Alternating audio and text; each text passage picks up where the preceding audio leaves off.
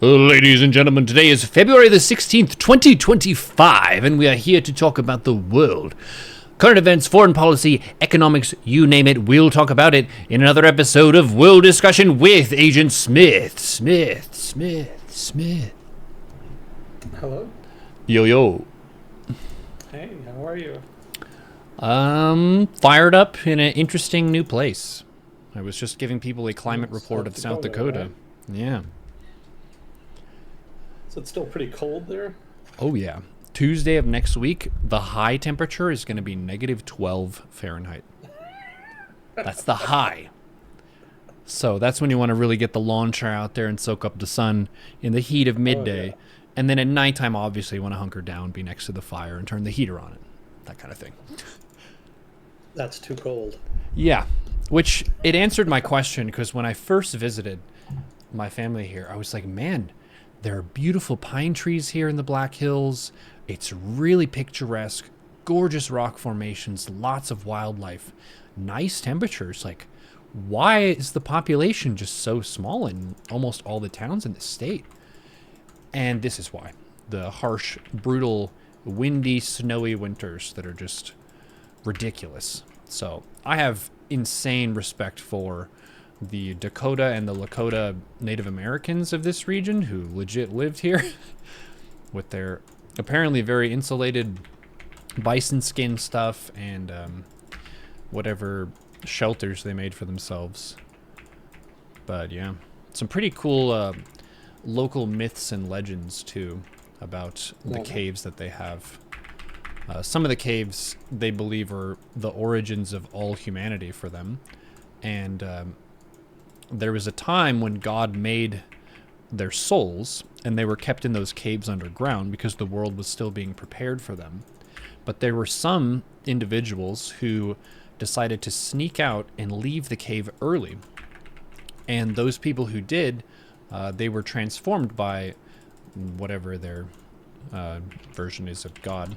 They were transformed into the bison. So the bison are like the first to walk on the earth from the caves here in South Dakota. And then the people who came out at the proper time, they're humans. Oh. It's just some local lore that I've heard. And that was the Sioux? Lakota. Oh, I think they are the Lakota Sioux, so they're kind of tied together. Well, what was it? The Sioux is like, the Lakota is what they call themselves, and the Sioux is what other tribes called them. Yeah, it could be. Because this, if I remember correctly, and I hope chat corrects me on this, Sioux actually means the enemy. Oh. Yeah, you wouldn't call yourself that. No. Yeah, they fought a lot with the other tribes. So yeah, I think Lakota is technically the correct term.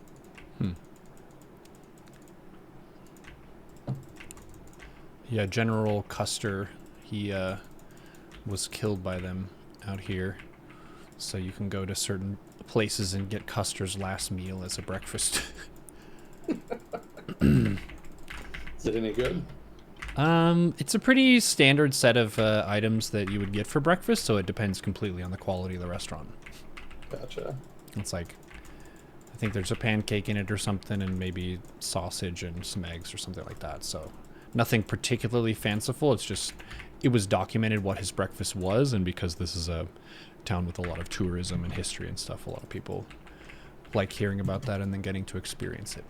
Because Gotcha. Eggs are pretty much eggs. It probably tasted about the same back then.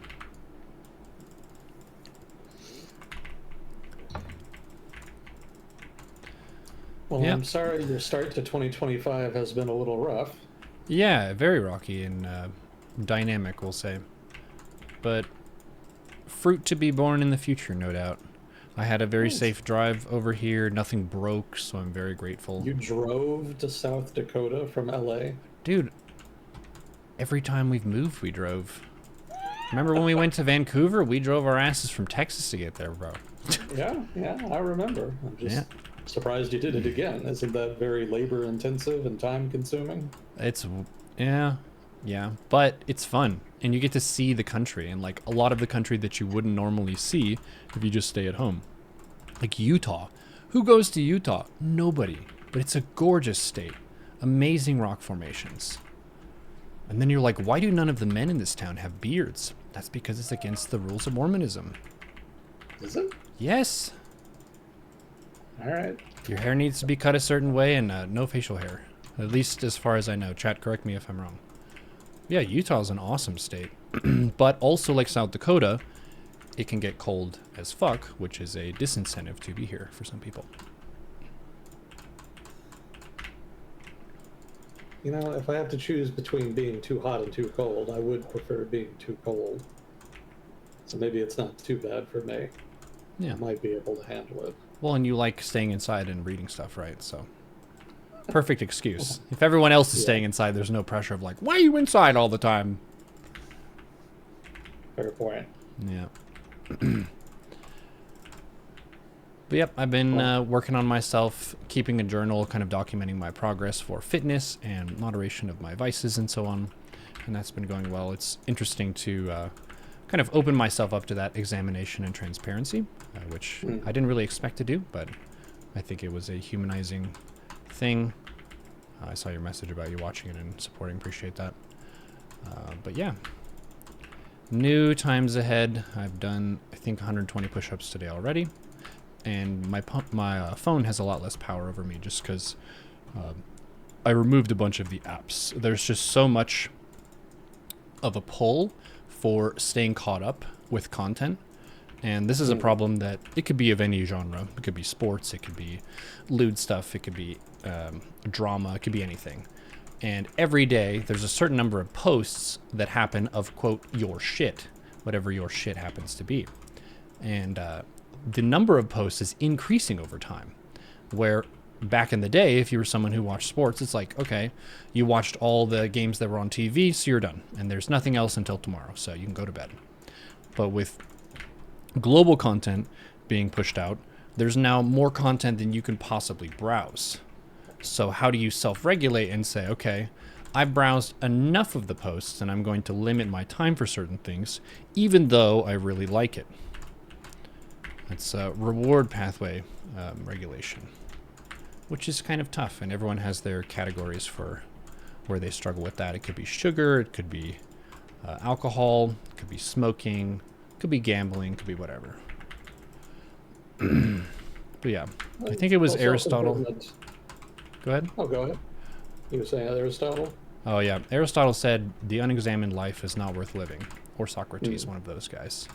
So it's opportunity to kind of self-examine and just see what my tendencies are, and then how I can take better control of myself, and also just kind of regulate my own fun and indulgence in a way that I'm not a slave to my desires, but I'm booking things more like a professional, where I have some professional goals, and then once my goals are met, I'm allowed to treat myself. But if treat yourself is your first mantra, you are a hedonist, and you just do whatever feels good all the time.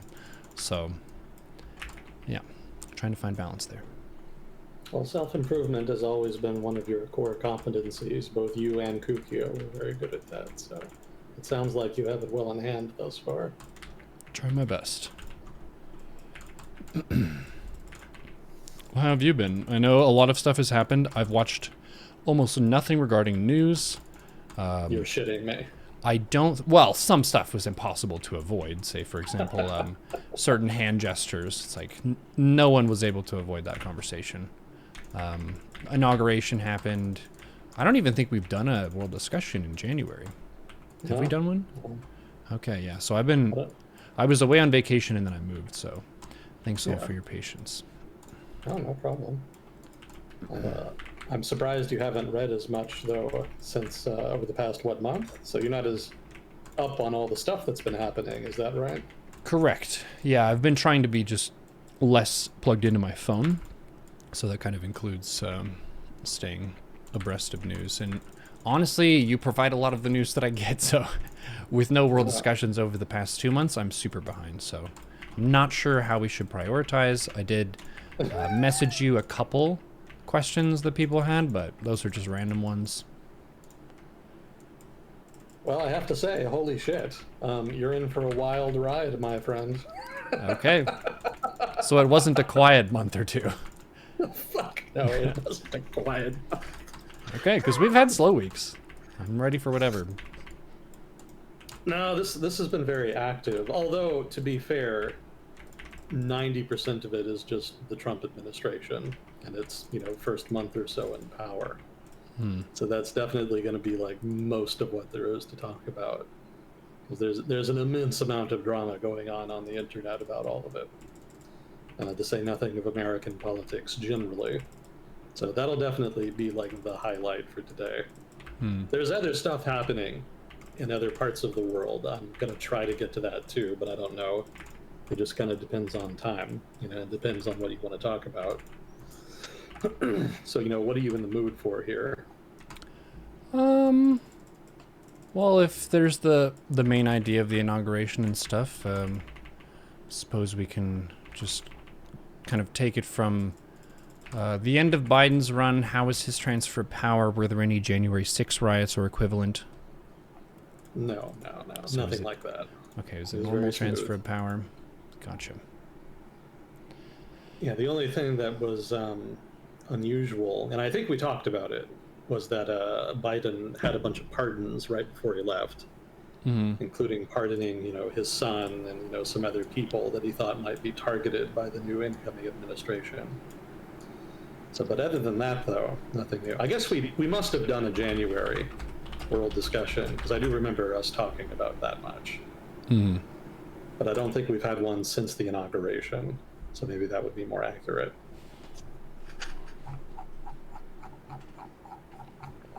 All I saw from the inauguration were a shitload of billionaires, like all the big names, the CEOs of Google, Amazon, Musk was there, just a bunch of the riches. And then there's obviously the clips of certain people laughing at certain things, but... Oh, and then there was a Catholic priest lady who was saying some stuff, and they were all rolling their eyes or whatever. Those are basically the memes I saw. And Elon Musk's hand gesture. Oh, yeah. That definitely made the rounds. But, that's all been relevant. But, since then, the administration has kind of come into office and has been exercising its power, to put it mildly. So, we're going to kind of pick through that. I kind of cut all of the stuff that's happened into categories here. Because we focus more on, economic policy and foreign policy, which often kind of overlap in any case, I have those in their own categories, specifically tariffs and then just general foreign policy. And then I had a couple more categories that are just kind of aggregate, that take everything else and then cut them into stuff that is basically normal, the stuff you would expect kind of any Republican administration to do. Some people get excited about that stuff, understandably, but all of that is well within normal politics, at least the stuff in this category. And I've also got a kind of subcategory within that's stuff that you would expect a Republican administration to do, but that the Trump administration is kind of doing for the first time, new stuff that they're doing.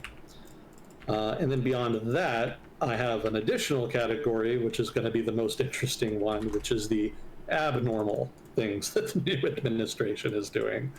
These are things that undermine the rule of law and bring into question the integrity of American political institutions, which is something we've harped on before. So that should be an interesting conversation if and when we get to it. But yeah, among those, normal, new normal, abnormal, foreign policy, tariffs, which would you prefer to start with? Let's start with the normal, just to get a baseline for red team. Gotcha. I see a lot of American politics in the way that it's now marketed to us on TV as red team, blue team, kind of like sports teams, where most people, they cheer for their team loyally and they don't consider cheering for the other team ever, because they're firmly entrenched in their team, and for them to be disloyal would be a weakness against their tribe. So kind of calling everyone out in the world at once there. You have a lot of inertia with your side of things, and people tend to just vote on their side basically all the time. And that's fine. But yeah, what's the red team doing this time? So it's pretty much everything that you would expect. A lot of it is stuff that the Trump campaign team promised to do when they were running for office. Immigration has been a big highlight. They wanted to crack down hard on immigration, specifically illegal immigration. And they've pretty much followed through on that. You know, most of what they've done, not only in this area, but in pretty much everything else that's been happening for the past month, has been in the form of executive orders. And, you know, you can do a lot with executive orders, but, you know, the most substantive stuff has to happen through legislation, and we haven't really gotten there yet. That's Congress is on its own timetable. We can talk about that later if people want. But as far as immigration, you know, I just had like maybe 10 to 12 items here, executive orders that were in the headlines in the first week or so. You know, a lot of the stuff as far as like the normal stuff in this category happened in the first week. He signed a whole shit ton of executive orders very quickly, which I might add as kind of meta commentary is still kind of a new thing. Biden did that too.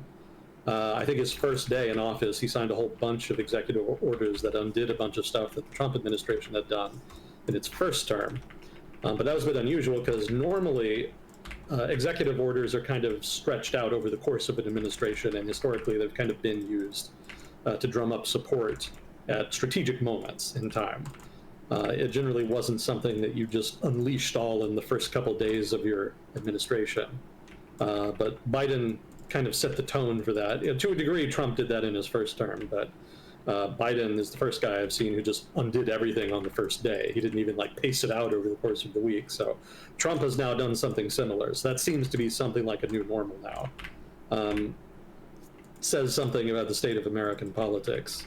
Anyway, as far as immigration, one of the things he did, he rescinded guidance that had limited immigration arrests near sensitive places. That was something the Biden administration put in and something that Trump had kind of undone in his first term. So places like schools and churches that ICE agents had previously been prohibited from raiding or otherwise investigating, now they will be allowed to do that. And there's already been a story about a school in Chicago that actually denied entry to ICE agents that were trying to get in. Presumably to either detain somebody or talk to somebody or whatever. Another executive order expanded immigration officers' powers to deport migrants who cannot prove they have been in the U.S. for longer than 2 years. That, of course, is just part and parcel of increasing the scale and pace of deportations. The Trump campaign team promised that they were going to significantly increase deportations. In fact, I think they even used the word mass deportations. That's going to be a heavy lift given how many they are. We kind of discussed that last time, you know, if they actually did manage to deport all of the illegal immigrants in the United States, or undocumented migrants, if you prefer that terminology, it would cost an exorbitant amount of money. It would be very disruptive to the economy. And I think even supporters of the Trump administration in think tanks, as well as even in the administration, have conceded since the election that they're probably not going to be able to actually do mass deportations just because it's not logistically possible right now. You know, they are going to probably move towards increasing the capacity. As you can see with these, you know, early couple executive orders here, they're already starting to do that, but this is still very small potatoes compared to the scale of the problem. Another executive order, they moved to resurrect remain in Mexico, which was a policy by which asylum applicants would apply to asylum in the United States, but have to remain in Mexico while they did so. That's kind of at odds with a little bit with some of the other stuff they've done vis-a-vis asylum. You know, not to get too ahead of myself, but one of the things they've done is to suspend all asylum applications for, I think, a couple of months until March or whatever. I don't remember the exact date. But even when those applications resume, the Remain in Mexico policy is going to be the new normal, the new federal policy for as far as how to process those applications for people who are coming up through Mexico. Let's see, he's also ended catch and release policies. So these had allowed migrants parole while awaiting their court hearings. That's going to end, although that's also going to actually inhibit the capacity of the administrative state to process people, which is a little bit at odds with the directive to try to increase that capacity. One of the reasons that catch and release policies were implemented was because there's limited space to hold and detain people. So if you are going to hold those people, that means you have less space, and you're either going to have to just reduce the pace at which you catch and bring in people, or you're going to have to increase the pace at which you process and deport people. Presumably, the administration wants to do both of those things, but again, those are heavy lifts given the scale that the administration wants to do that at. Let's see, he plans to, and this is another executive order, but this is an ambiguous one. He wants to, quote, clarify the military's role in protecting the territorial integrity of the United States, end quote. And this order also directed agencies to provide recommendations for the suspension of entry for nationals of countries of concern, quote unquote. So it's not entirely clear what that means, but most likely this is basically just a superficial thing that he can use to sell to his supporters and in media. He's already deployed soldiers to the border as part of, I think, another executive order, but that's not new. That's basically well within the legal framework of what presidents can do vis-a-vis border enforcement. So this seems to be a classic Trump play, which is to dress up something that he was already doing or could already do as something new and dramatic and bold. Another EXO, direct agencies to provide recommendations for the suspension of entries for national, oh, sorry, that's the same thing. He will also suspend refugee resettlement for at least 4 months. I mentioned that. I would point out this actually includes families of Afghans who are already here. A lot of people, of course, have, a lot of the Afghan refugees who came here after or, before the collapse of the Afghan government that the U.S. had been propping up as part of the war, still had family in Afghanistan, and the United States has been very slowly, painstakingly processing applications by those family members to get them, out of Taliban-controlled Afghanistan, where they are presumably in some danger on account of their affiliation with the previous regime. So that's been suspended, and there's been some angst on the part of the families on that count. And I would point out that this is just one example. Again, this is a blanket ban. Well, sorry, not ban, suspension for what is it, 4 months. So that's going to impact, a lot of other people as well. Let's see, another EXO here, executive order, sorry. A directive to further restrict asylum using 212F of the Immigration and Nationality Act. And then also direct the Attorney General to seek capital punishment for the murder of law enforcement and capital crimes committed by undocumented migrants. That's basically just campaign fodder, more of the same. He promised to basically be tough on immigration, in other words, so this is just part and parcel of that. It doesn't necessarily translate into immediate policy action or even really a substantive change in how that's handled. Circa 1,500 additional troops into the border. Again, that's normal. Toughen the security requirements for sponsors of migrant children. This is a repeat of something that he did in his first term. The media kind of called this child separation. Basically, it just makes it harder for children to be reunited with relatives already in the United States. These are children who came over the border illegally and are seeking asylum or other temporary measures. So the bar, basically the process by which family members have to go through in order to claim those children and get them out of detention has been made more difficult. There's more hoops to loop through. There's more hoops you have to jump through. I think one of them is fingerprints. That was one of the things that they wanted to try to use to deter people from, trying to bring children in the first place. Presumably, a lot of the family of these children already living in the United States are themselves living here as undocumented immigrants. And the prospect of being fingerprinted is a little bit intimidating because, of course, that means you're in the system, and it might be a little bit easier and more likely that you end up getting caught and eventually deported, which, of course, they don't want to happen. Let's see. Also, this isn't an executive order, but ICE has been ordered to, step up the pace of arrests, and they have done so. What I have here is that they've been picking up about 1,000 people per day, which is 3 times the daily average from the previous year. I also have here the agency has funding to hold an average of 41,500 migrants this year, and currently has about 40,000 already in custody. So in other words, they're rapidly reaching the upper bound of their capacity to hold and process detainees. So while they can increase, arrests, detentions, and processing and deportation for the moment at a pretty rapid clip, the pace of increase is probably going to drop off pretty quick here, unless there are further steps taken to improve underlying capacity. So again, this is all stuff that the Trump team promised to do while it was campaigning. It's stuff they'd done before during the first term. All of this is normal and to be expected. There's not really anything dramatic here. or at least no more dramatic than it was the last time he did it. So this is all pretty standard stuff. Unsurprisingly, there's a bunch of stuff with regard to DEI and the trans issue. There's a whole variety of orders on that count. He barred any options other than male and female on government documents, including passports and visas. Ended the annual recognition of Transgender Day of Visibility. They excluded trans people from gender-segregated spaces that take federal funding, including prisons, migrant housing, and domestic violence shelters. We will also seek, sorry, I'm just reading from the notes here. He's also sought to eliminate restrictions on so-called conversion therapy.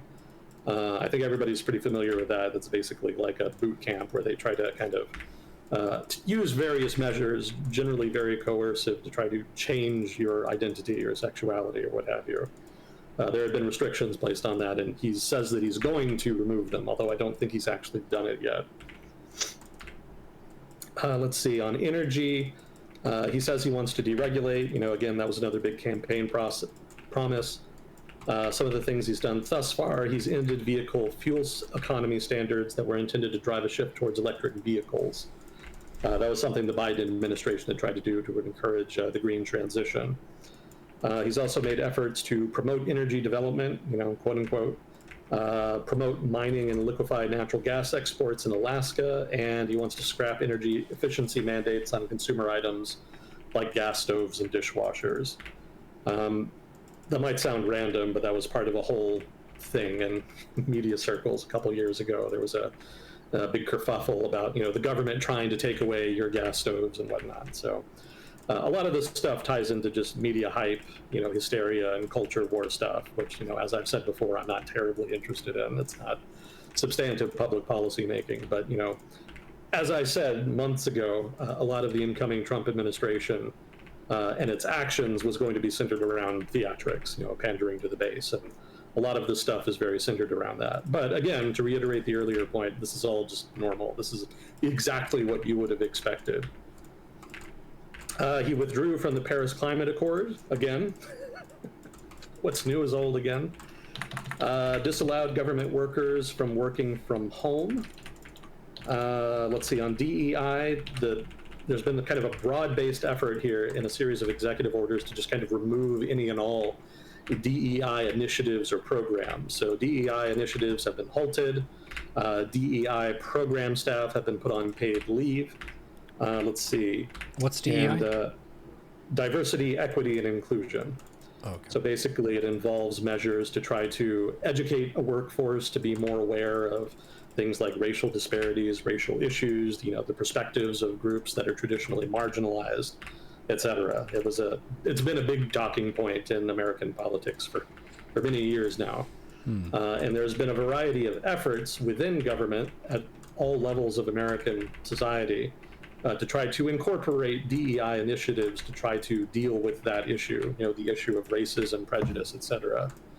And, you know, it's worked to varying degrees, and it's been implemented to varying degrees, depending on, you know, the degree of enthusiasm by the government in question. Again, there's a whole variety of different states, you know, municipalities, federal agencies that have been doing this. So mileage has varied considerably as far as to how impactful it's been, but they have been cropping up pretty consistently and frequently over the past, let's say, 5-some years. And they're very controversial. A lot of people see them as basically just being political commissars who are trying to force a very particular view as to how race relations and other such relations should be managed. And correspondingly, you know, the Trump administration partly ran on getting rid of these. So unsurprisingly, now that he's in office, he's basically just writing them off, just telling all of these different agencies to get rid of them and to scale them down as much as possible. As a side note here, related to this, there was a kerfuffle in the Air Force relating to these orders. There was apparently a video that the Air Force showed recruits, or maybe cadets, I don't remember if it was the Air Force Academy or not, but it involved the Red Tails, which was a unit of African-American pilots that fought in World War II. And apparently they had stopped showing the video basically because of this order, and that resulted in a big backlash. And so they ended up actually reintroducing the video. So make of that what you will. Suspend health research funding, that's not entirely accurate. It's not that the administration has completely suspended any and all health research funding. There was a kind of blanket order, a hold, if you will, that was put on aid, grants, a whole variety of transfers, basically.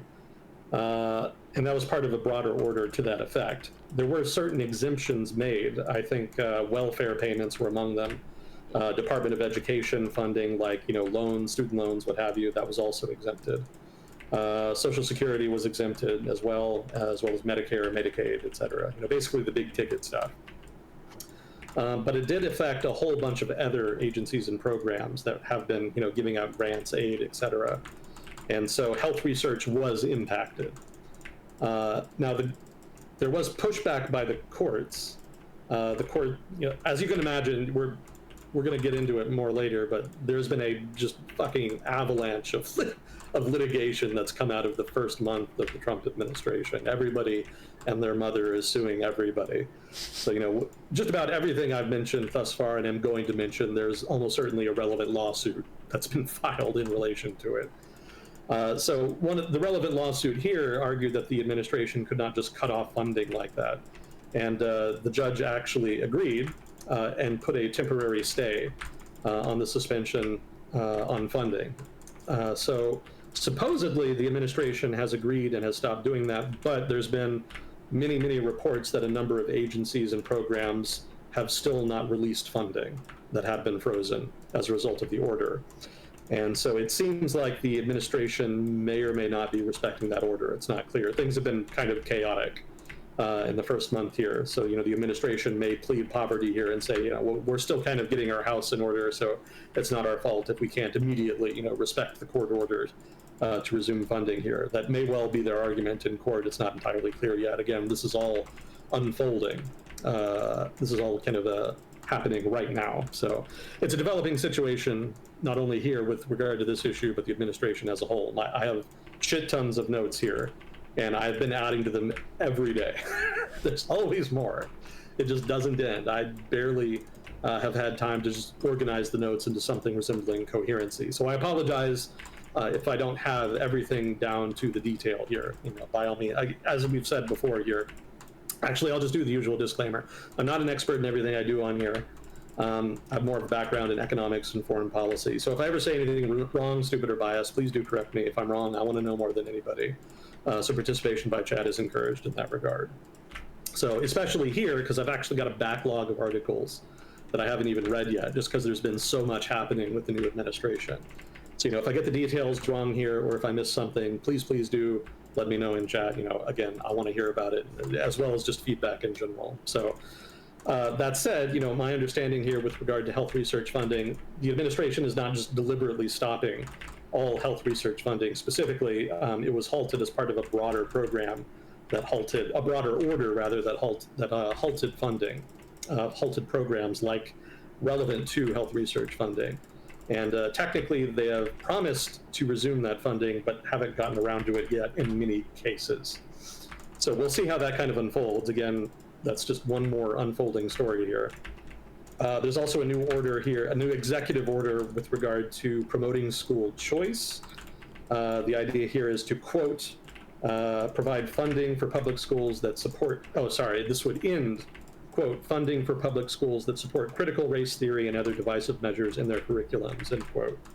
And the order also directs the Department of Education to issue guidance on how states can use federal funding formulas to support their K-12 scholarship programs. And they also wanted to prioritize federal funding for school choice programs. That was the meat of it, basically. Secretary of Defense has also, must, as part of this executive order, create a plan allowing military families to use Pentagon funds to send their children to the school of their choosing. And the Department of Interior must also address how Native American families with students in the Bureau of Indian Education system can use federal funds to send their children to schools of their choice. So school choice has been a big objective on the right in the United States for a long time. The idea is that public schooling is corrupt or inefficient or disproportionately influenced and dominated by public unions, be they teachers unions, or is sclerotic on account of administrative oversight and bloat. And so their solution to that is to create a system of private schools that people pay for using, there are different plans on how to do it, but generally they involve vouchers from local or state or even federal government that would allow families to pay for the tuition to private schools. So that's been a big objective public policy-wise on the right for a while, and so this executive order basically operationalizes that in a couple of different ways. Let's see, there's been some high-profile firings at the National Security Council. There were 160 staffers that were sent home. 20 senior career attorneys at the Justice Department were reassigned, and then the heads of the U.S. Coast Guard and Transportation Security Administration were also fired, along with other officials, quote unquote. So it's a lot of firing just in the first month, but it's also not that unusual for personnel changes to be made. There definitely are personnel changes happening that are not normal. We'll get to those later, but these particular firings are relatively within the bounds of normal activity as far as the new incoming administration.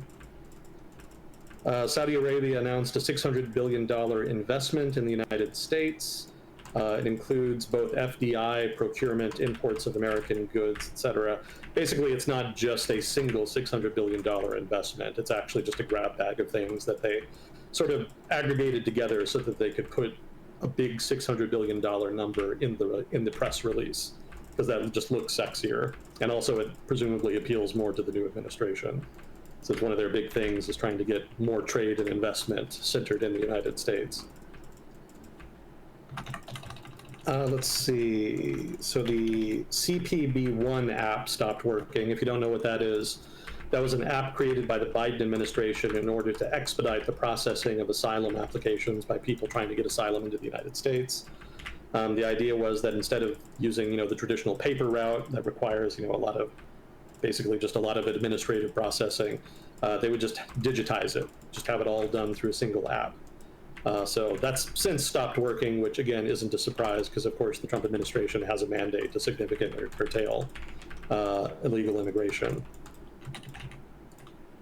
And this isn't really the Trump administration per se, but it is kind of related, which is that Governor Abbott, which is the governor of Texas, the state I live in, signed a memorandum of understanding allowing the Texas National Guard at the border to make arrests so long as a Border Patrol agent is present. So that's relevant here because the Biden administration had been presented with this proposal by the Texas government before, and of course the Biden administration said no. So the Texas government is now re-proposing this idea, presumably with the fact that the Trump administration is very anti-immigration, meaning that they're going to eventually just accept that. I haven't heard a follow-up on this, but I think it's safe to say that the Trump administration is going to give their okay to that. So again, this is all just normal stuff. This is all what I would have expected, a month ago of the incoming administration. And so while a lot of it may be disagreeable to many people for political reasons or ideological reasons or whatever reasons, this stuff is all legal. It's within the bounds of traditional American politics, and it's not that big a deal in terms of, say, potential undermining of rule of law, which we're getting to. So there's a subcategory here, which is stuff that's normal but is kind of new. This is stuff, maybe I shouldn't say normal, this is stuff that I would have expected, but which hasn't really been done before. Let's put it like that. So for one, the new government has lifted sanctions on Israeli settlers. That was something the Biden administration did, I think, a year or two ago. If you haven't been following the Israel-Palestine issue, then good for you, much better for your health, but also settlers have been increasing the, how should I say this? There's been an increased rate of violence involving settlers attacking Palestinians, specifically in the West Bank. And the US government under Biden had kind of been between a rock and a hard place on that. On the one hand, they wanted to pressure the Israeli government to do more to stop it, but they also knew that if they pushed too hard, then the Israeli government would just blow them off, as it so often does. So they tried to square the difference by just applying sanctions specifically on settlers that had been involved in violence. So the Trump administration has lifted those. Again, not surprising given how pro-Israel the Trump team was during the campaign, but also is kind of new. Generally, the U.S. governments in the past, even when they've been very pro-Israel, have generally chose to, how do I put this, condemn violence by far-right elements within Israel when they've happened. The Trump administration seems to have a somewhat different philosophy on that, if this sort of sanctions reversal is any indication. Let's see, there was a government hiring freeze, so it's not surprising given that conservatives and the Trump administration want to cut spending, that they would want to freeze hiring, but a broad-based whole of government freeze on hiring is pretty new. I've never seen that before. So there are a couple of exemptions: the military, immigration enforcement, national security, and public safety jobs. No shock. They added the caveat when they ordered this that it was only going to be until the new government takes control, quote unquote. Kind of purposely ambiguous, make of that what you will, but presumably they will start hiring again eventually.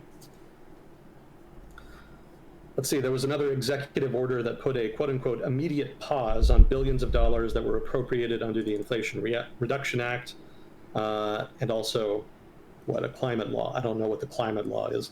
But the Inflation Reduction Act was one of the 3 big industrial policy bills that the Biden administration passed. And it involved a lot of subsidies being directed towards green industries of one kind or another, perhaps most prominently the battery industry and the electric vehicle industry, as well as semiconductors. Now, according to this executive order, no new money will go out for current projects, including new roads, bridges, electric vehicle charging stations, etc.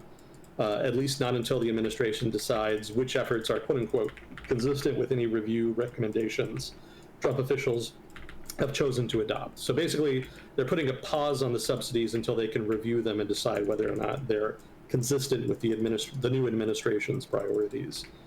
I think that's legal, but it's a little questionable. This one could have gone into the abnormal category. But I think it's mostly legal because they're not saying that this is like a permanent change. They're saying that they're just going to review the spending and then re-implement it later once they verify that it's legal. This is not an approach they have taken to other areas, and again, we'll get to that later. But for now, they have actually suspended the subsidies. On energy, the administration has already declared a national energy emergency, quote unquote, in order to unlock broad powers aimed at speeding fossil fuel and mineral production. This is part and parcel of another promise that the Trump team made during the campaign. They wanted to significantly boost production of oil, minerals, natural gas, etc. They would say it was to reduce inflation. Really, it was more just pandering to their base because their base is disproportionately in rural areas that are involved, and if not dominated by resource extraction industries. So regardless of the reason, they did promise to do it, and they followed through here, kind of. One of the criticisms of this particular promise during the campaign, and this is, I would argue, one of the more substantive ones, is that specifically the oil industry doesn't really want to produce more right now. They're having trouble getting investment. The long-term prospects for the market are not that good. And also, oil in the United States is actually very expensive to produce because it involves fracking, which is kind of an expensive process. So while the Trump administration has promised that they want to increase production, the oil industry may actually just ignore all of the stuff that they do to encourage it because the market fundamentals are not really there. So we'll see what comes of that, but at least as far as promises made, promises kept, the administration is at least pretending to try to do something about it. Let's see. He ordered the U.S. Treasury and the Commerce Department to create a sovereign wealth fund. I have no idea how that's going to work. I don't even think it's legal for them to do that via executive order, but that's something else they promised to do while campaigning, and at least nominally they're going to pretend that it's legal for them to do it in the short term until the courts shut them down here. I would point out that there's going to be a lot of potential for corruption involved in the creation of a national sovereign wealth fund. So definitely keep your eye on that space in the future. Lots of spaces to keep your eye on, but Try to remember that one. Keep it in the back of your head. He also issued an executive order to end the Department of Education. I'm very confident that's not legal. I'm not even sure what was exactly in the executive order, since I don't think they can do that. So we'll see how that pans out. No doubt more fodder for the courts. Again, I reiterate, the administration has been sued for all of this. There's ongoing court cases involving, no doubt, the end of the Department of Education, among many others. So we'll see how everything shakes out. Let's see. Oh, this is a fun one. This could have been in the foreign policy section, but I kind of put it here so I can focus on other stuff. Sorry, what? I sneezed, sorry. Oh, okay. The Trump administration sanctioned the International Criminal Court. Now, again, this is new, but it's not necessarily unexpected, because the International Criminal Court has been on the shit list of many American conservatives for many years, especially those who fancy themselves quote-unquote realists. They don't like the idea of international organizations outside the United States restraining the ability of the US government to act without consequence. And so the ICC has been a target for them, especially when the ICC has tried to investigate alleged crimes involving, say, US soldiers in Afghanistan or Iraq or what have you. So the sanctions here are a little unspecific. Specifically, the affected individuals have not been, the names of the affected individuals have not been announced yet. Presumably, they would target people involved specifically in ICC investigations. There were similar sanctions in the first Trump administration, targeting ICC officials who were investigating whether US forces had committed war crimes in Afghanistan. And in those cases, the sanctions involved a travel ban and an asset freeze. Well, asset freezes, I should say, against former chief prosecutor, I'm going to mispronounce the name, Fatou Bensouda. So travel bans and asset freezes for lead investigators is what they did last time. Presumably this will be similar, although again, the details are not entirely out yet. For a follow-up on what happened with the previous administration sanctions, it will not shock you to know that they were lifted by the Biden administration. If you want a little more background here, the White House memo that announced the sanctions kind of explained them and rationalized them as follows. The Trump administration accused the ICC of creating a, quote, shameful moral equivalency, end quote, between Hamas and Israel by issuing warrants at the same time. This is an old canard, basically, that gets into the Israel-Palestine issue of whether or not Hamas has a legitimate right to defend Palestinian territories, or other groups for that matter, and whether Israeli attempts to fight them are on a same footing or not. The ICC believes that there are war crimes being committed on both sides, and has investigated correspondingly. Washington considers that disgraceful, or at least pretends to consider it disgraceful. And so correspondingly, the new administration, being very pro-Israel, has predicated the sanctions on ICC partly on the grounds that the ICC is inappropriately here treating Israel and Hamas as sort of equal parties. The order also said that the ICC's recent actions set a dangerous precedent which threatened to infringe upon the sovereignty of the United States. Again, sovereignty is a big raison d'etre as far as realists and American foreign policy. That's consistent with previous norms in American foreign policy. The order argued the ICC undermines the national security and foreign policy work of Washington and its allies, sovereignty again, and also said the US and Israel are, quote, thriving democracies with militaries that strictly adhere to the laws of war. I'm sure there's lots of people in certain countries that would quibble with that, but regardless, the ICC has been sanctioned on these grounds. Make of it what you will. So more stuff that you would expect, but is kind of new and hasn't been done before. On the DEI front, as far as affirmative action, there was an executive order that requires contractors to certify that they don't have programs that violate anti-discrimination laws, which you would think that that previous administrations had already been doing. But the caveat here is that the administration has indicated that it considers rather any program with preferences based on such characteristics as gender or race to be illegal, including, for example, mentorship programs for women. So basically they're interpreting anti-discrimination to encompass affirmative action, which again, not surprising, the political right in the United States has been kind of on bad terms with affirmative action for decades. But this is the first time an administration has kind of been bold to this degree in terms of executive orders and interpreting anti-discrimination laws to actually specifically target affirmative action. The administration also revoked a 1965 order signed by President Johnson, by which contractors will no longer have to demonstrate, basically the same thing. So contractors working with the government are supposed to prove that they're building a workforce that, quote unquote, reflects the demographics of available workers, end quote. So that's been in place for, well, since 1965, and now for the first time, it's been curtailed. The Trump administration, via executive order, has upended that. I added a note here. The administration actually has left in place rules that encourage employers to increase their hiring of people with disabilities and veterans. So there's some exemptions there too. Let's see. Also, on the DEI front, agency officials in the administration were required to submit lists of DEI workers, current and former officials familiar with internal conversations. All right.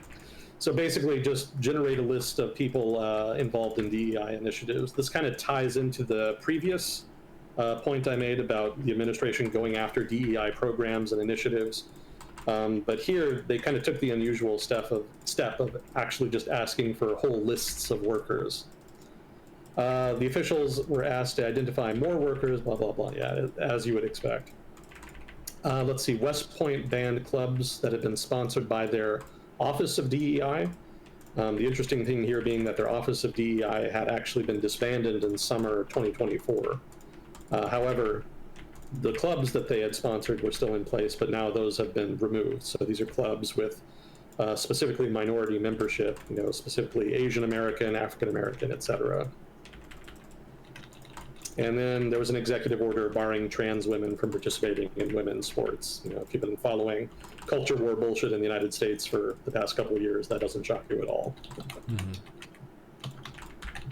Let's see, he removed security clearance from Joe Biden, Anthony Blinken, and Steve Sullivan. That's the former president, former secretary of state, and national security advisor, for those not familiar with those names.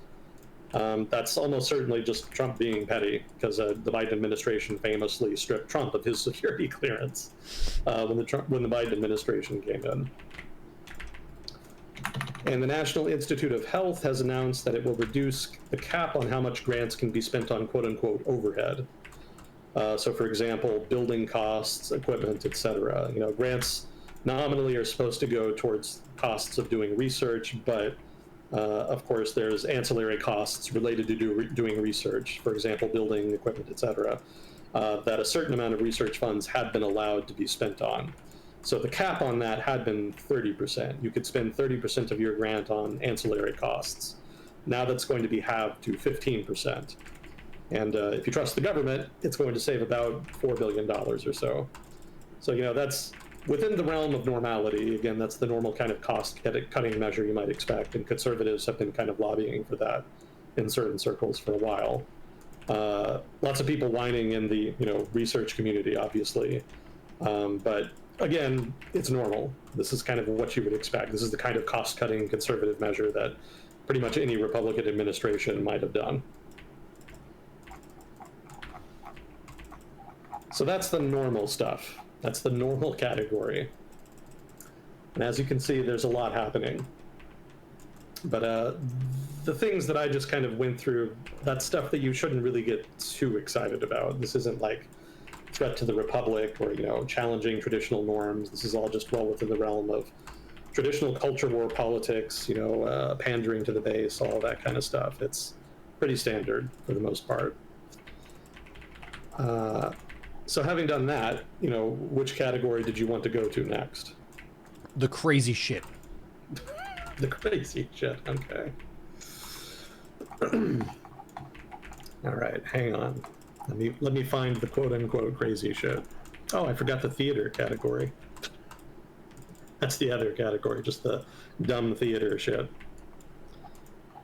Let's see, I wasn't really sure what to do with DOGE, because I'm pretty sure that's mostly theater. We'll get to that. I'll get into it if we have time.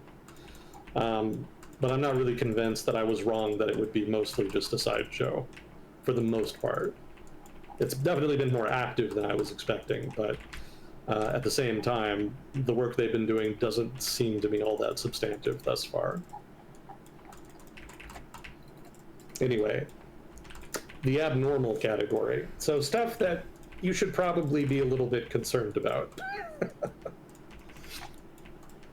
Okay, so first item, and I'm just going to blow through these as quickly as I can.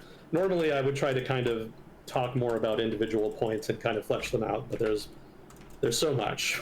There's just so many things. So I'm trying to kind of blow through them here so we can kind of get to all of them here. To start with, the administration wants to use the Alien Enemies Act to deport gang members without due process.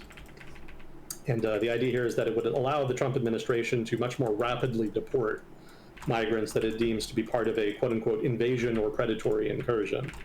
That's what the Alien Enemies Act was originally written for. It's a very old law, and it was designed to basically give the government de facto emergency powers to expel people that were attacking the country. And so some of the administration's people, well, some of the campaign's people, some of the people working with Trump before he was elected, had the idea to use basically what's called a novel use of the law. You know, they came up with a novel interpretation of the law by which people who are a member of gangs could be categorized in a way that would allow the government to trigger the Alien Enemies Act and these special powers. So anytime the government tries to suspend due process, that should be a red flag. If the courts will let them get away with it, this would technically be legal. But the caveat is that it hasn't gone through the courts yet. And I'm going to guess that the courts probably are going to disagree with that. I don't want to get too ahead of myself, and I would point out, as I have many times on here, I don't have a legal background, and I've certainly embarrassed myself many times talking about legal issues. But this is one of the things that everybody kind of knew would be a stretch legally. And so it's of a dubious nature on that count. We'll see what the courts do with it, but this is one of the things that the government is doing that is a little bit shady. There are shadier things to come. This is just the start, but this is one of them. Okay, another one. The administration ordered the Pentagon and the Department of Homeland Security to prepare a migrant detention facility at Guantanamo Bay for as many as 30,000 migrants. Now, here's the thing here. The administration, I should say the U.S. government, really, already has a migrant facility at Guantanamo Bay. It's been there a long time. Traditionally, it's been separate from, the terrorism stuff, where they keep, like, the Al-Qaeda members and that kind of thing. But it's been used, intermittently for many decades. It's not unusual. I think recently, I have in my notes here that more recently it's been used to hold Haitians and Cubans that have been picked up at sea. It's not uncommon for people in the Caribbean to try to smuggle their way into the United States by ocean, and if the U.S. Navy or Coast Guard catches them, they'll detain them, sometimes at Guantanamo Bay. But this significantly scales up the facility in question. And the administration says that it wants to use it to, quote, detain the worst criminal illegal aliens threatening the American people, end quote. So the idea here is that they want to try to focus on violent criminals, presumably, who are in the United States illegally, detain them here, and then process them onward. So as I mentioned before, there's a limited capacity that the government has to work with in terms of processing undocumented immigrants that it wants to deport. So creating a special facility just for the most violent criminals, that's not a terrible idea. But of course, the issue here is there's going to be a lack of oversight as to who just is being sent to Guantanamo Bay, processed and deported. The criticism of Guantanamo Bay for a very long time, especially since the war on terror, is that it's kind of a legal black hole. It's not really subject to the same oversight that other government facilities are. And during the war on terror, the Bush administration specifically, if not also the Obama administration after, kind of abused that to engage in a lot of questionable activities, what they like to call enhanced interrogation techniques. So that's an area of concern. That's why this one is in the abnormal category. If the only thing the administration does is just use the facility to house violent criminals, that could be fine. But the issue is going to be oversight. And if they don't square that, and they definitely have not been very concerned with oversight thus far, then this could be a bigger issue down the road. Okay, next item. Interrogation Sorry, is what? just funny. That sounds like a PC name for torture. That's what it was. How? they were actually torturing people. In what way are you enhancing this interrogation? Is it with fruit snacks and affirmations, or or pain? No, mostly just making them think they were going to drown. Okay, that makes sense.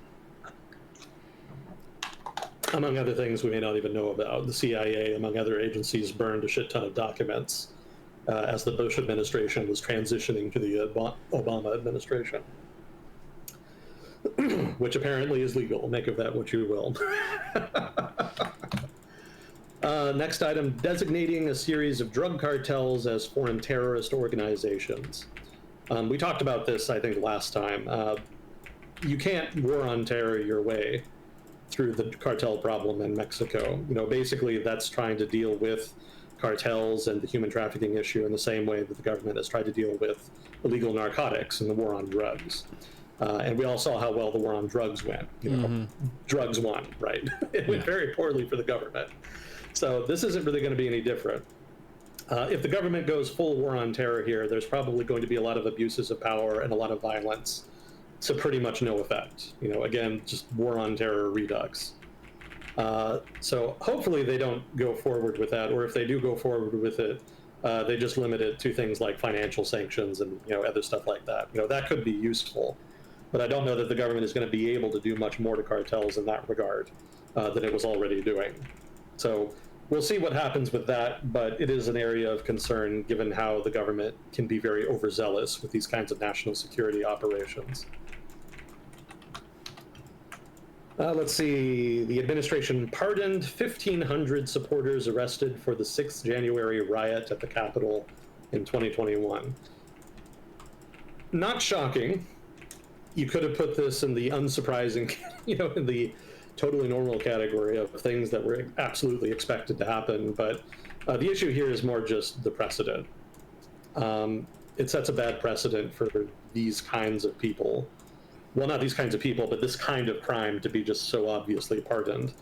I would point out that there are some people who could have been pardoned maybe without as much controversy, but the issue is that even the most violent people involved in January 6th also were pardoned, and that actually made some Trump supporters in Washington hesitate to fully support the pardons.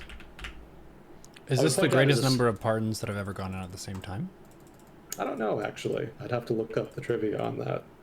It's certainly a very large number, but presidents have done blanket pardons before, but I don't know if they're of the same scale or not. Maybe somebody in chat knows. I would point out as a side note here, one of the people who was pardoned got into an altercation with a police officer at a traffic stop and was shot to death. Kind of a weird happening to me. Huh.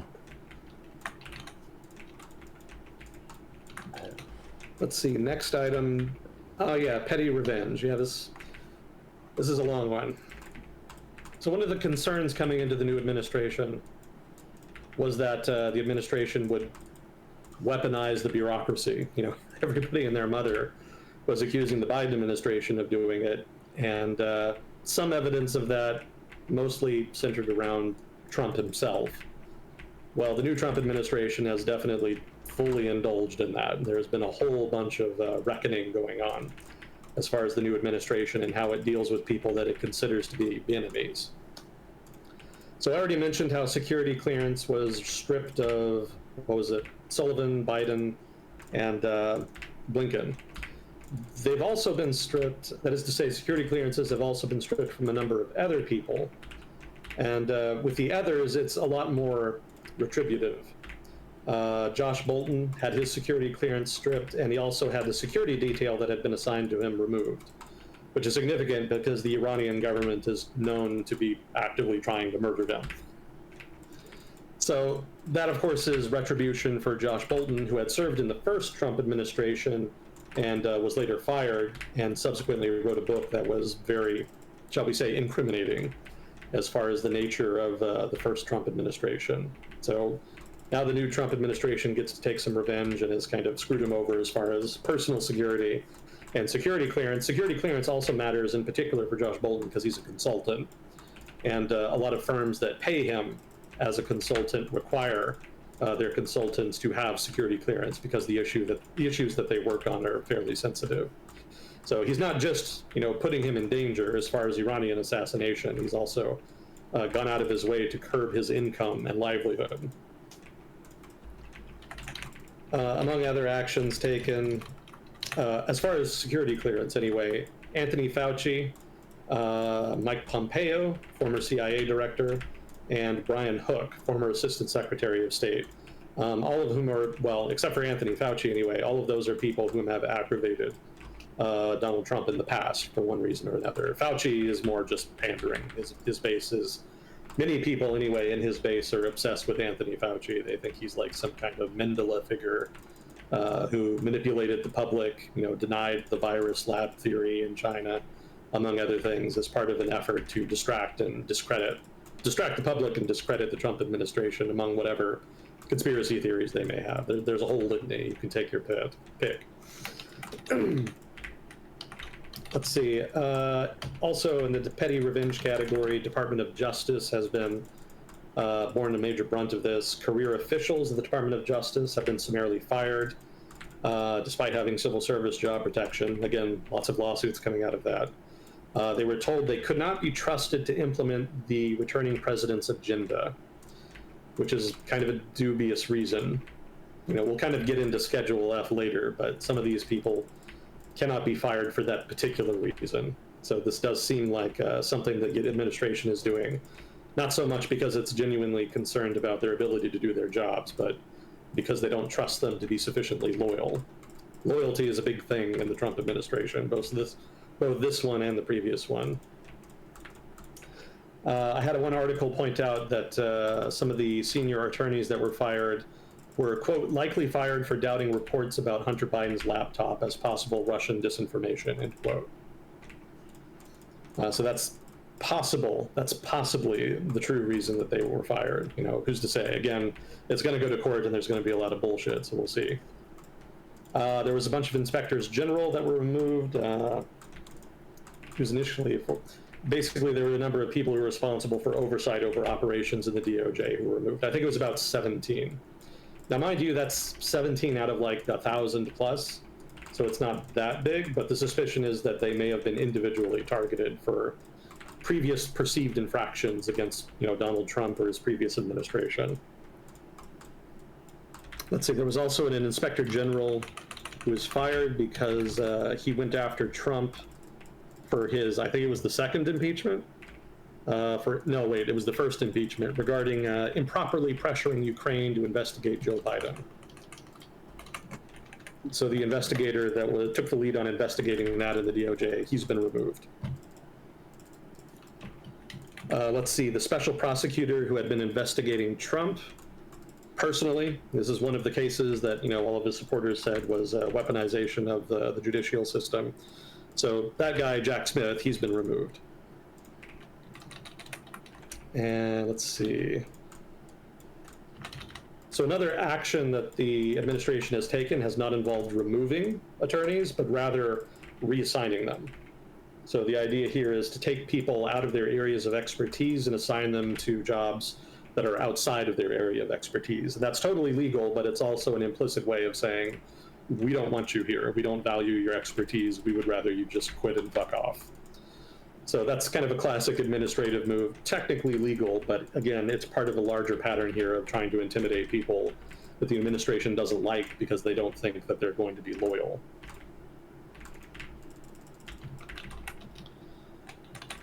Let's see, 60 senior officials for USAID were put on leave. They were accused of, quote, trying to circumvent the new administration's order to freeze all aid operations worldwide, end quote. So whether that holds up in court or not, who's to say, but nominally this does seem to be a heavy-handed way to deal with this, because I suspect what happened is that there was a lot of confusion about what aid should be frozen and what aid shouldn't be frozen. Because in some cases, aid is very time dependent, right? Some aid actually is relevant to saving lives or, has some other time component to it. And rather than trying to actually just deal directly with that problem, it seems the administration just used it as an excuse to fire a bunch of people. That seems to be an overarching objective in the administration. They have been trying to fire lots of people in the government. So this may have just been part of that process. We'll talk about that later. But for the moment, at least in this particular case, this seems to be just retribution. So this does kind of fall into the same general category of petty revenge. Let's see, the FBI is preparing to disband a team of specialists charged with combating foreign threats to U.S. elections.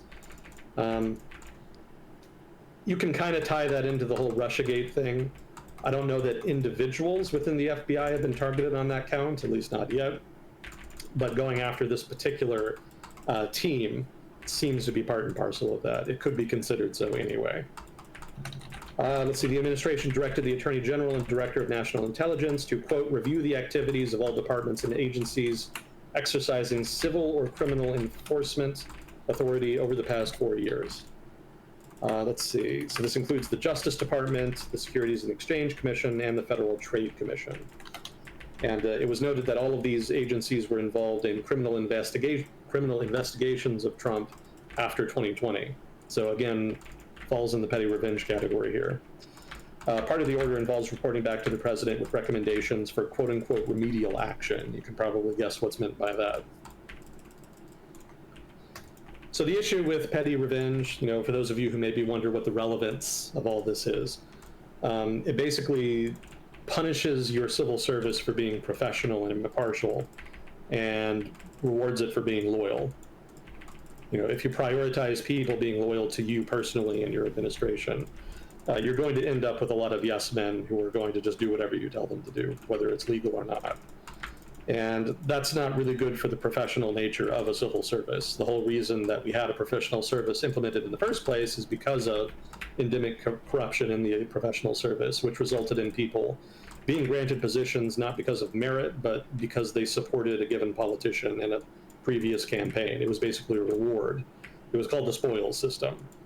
And the idea was that you could sell positions in government to people in exchange for support of one kind or another.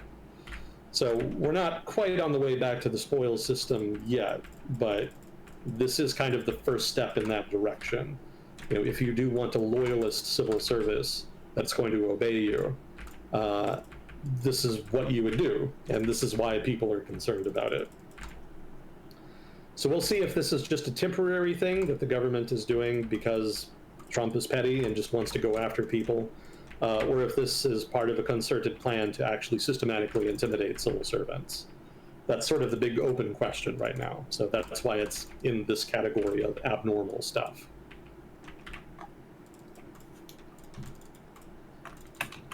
I remember that being a major critique of Stalin, was that he much preferred people who just did what he said rather than challenged his opinions and so on. Yeah. I mean, I would add the caveat that Trump is not Stalin. Not nearly as bad, but yeah, the idea of a administrator or leader dominating a civil service to the point where it is not able or willing to challenge him or his bad ideas with potentially disastrous consequences for the country. Yeah, in that sense, it's the same kind of problem. Let's see, in the DEI category here, the administration instructed each agency to identify the most egregious and discriminatory DEI practitioners among companies, nonprofits, foundations, and other private sector organizations, and also recommended up to 9 targets for potential civil investigation. So this is definitely very dubious here, because this is the government basically just punishing companies for making individual decisions. It's not the same thing as, say, encouraging companies or even punishing companies for discrimination. Again, you would have to really bend the definition of discrimination to encompass affirmative action in order to really justify this, which I suspect is what they're going to do. But that said, this is the furthest I've seen any administration go in that regard, if they do follow through with this anyway. Actively using litigation to try to intimidate and punish companies for not towing this particular ideological line, that is relatively new. And I would point out that the Biden administration was not nearly so litigious with regard to, say, encouraging and pushing private sector entities to embrace DEI initiatives of one kind or another. So this is kind of in a league of its own. A lot of the things Trump says end up being bullshit and never actually happen. This could easily be one of them. So this could just be more cheap talk designed to appeal to the base. But if it does go through, this will be something to be concerned about. And I would point out too that even if you don't really mind the government going after companies for being too pro DEI, willingness to use and weaponize the Department of Justice in that way does set a precedent that could be used for other things that maybe you're not going to like so much. So keep in mind, the overarching criticism of Trump is that he wants the government to basically be his personal vehicle for personal advancement, if not also revenge. And one of the ways that he could do that, if he did successfully de facto seize control of the apparatus of state, is to use litigation and the Department of Justice to intimidate people. And so the reason this item is on the list is because it's a step in that particular direction. Schedule F. Here's a fun one. This is one of the last things that happened at the end of the administration, at the end of the first Trump administration. It was something they were thinking about, and then it got kind of frozen in amber, almost just in the nick of time. And then people kind of worried about it for some years after, that it might get resurrected. Well, it's back, and now it actually has been implemented. So for those maybe not familiar with this, it recategorizes broad swaths of the federal workforce as quote unquote schedule policy / career. And what that basically does is it forces many people who had been technically civil servants and were afforded the corresponding legal protections afforded to civil servants and made them political appointees. And political appointees do not have virtually any protections. They can basically be fired at will, and they don't have nearly the same, say, review process, the same oversight, et cetera. So by significantly revising, I think it was something like 200,000 potentially workers in the federal government as political appointees, they significantly increased the number of people that they can remove and replace with loyalists. So again, this goes back to the criticism that the government here, the new administration, wants to turn the government into a personal vehicle for Trump. This is another step in that direction. It kind of depends on how things pan out, if they really follow through with it or not. They've already done it, so they've clearly already intend to appoint a bunch of political appointees here. But the question right now is the extent of the recategorization. How many people can they recategorize as political appointees? That's what's going to end up in court, and what a lot of people are going to litigate, especially people who have traditionally been considered civil servants up until now.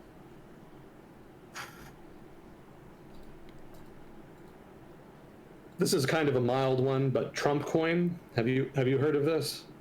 Mm-mm. So it's a cryptocurrency that Trump and God knows who decided to create, and it is a real thing that you can buy, and it's called Trump coin. And after he was elected, he announced it, released it, and it's worth, in my notes here, I have it listed as $161 billion. There was also another one called Melanie Coin, whom, as you might expect, was sponsored by Trump's wife, Melanie. That's worth about $600 million, much less. Regardless, this is very questionable. There's lots of conflicts of interest that you have to deal with if you're a businessman who gets involved in politics, and Donald Trump has never really seemed to give a shit about much of any of them. So this is just yet another conflict of interest you can point to. You're not really supposed to use your office to enrich yourself, and he has used the office of state as president to kind of advertise this and push people into it.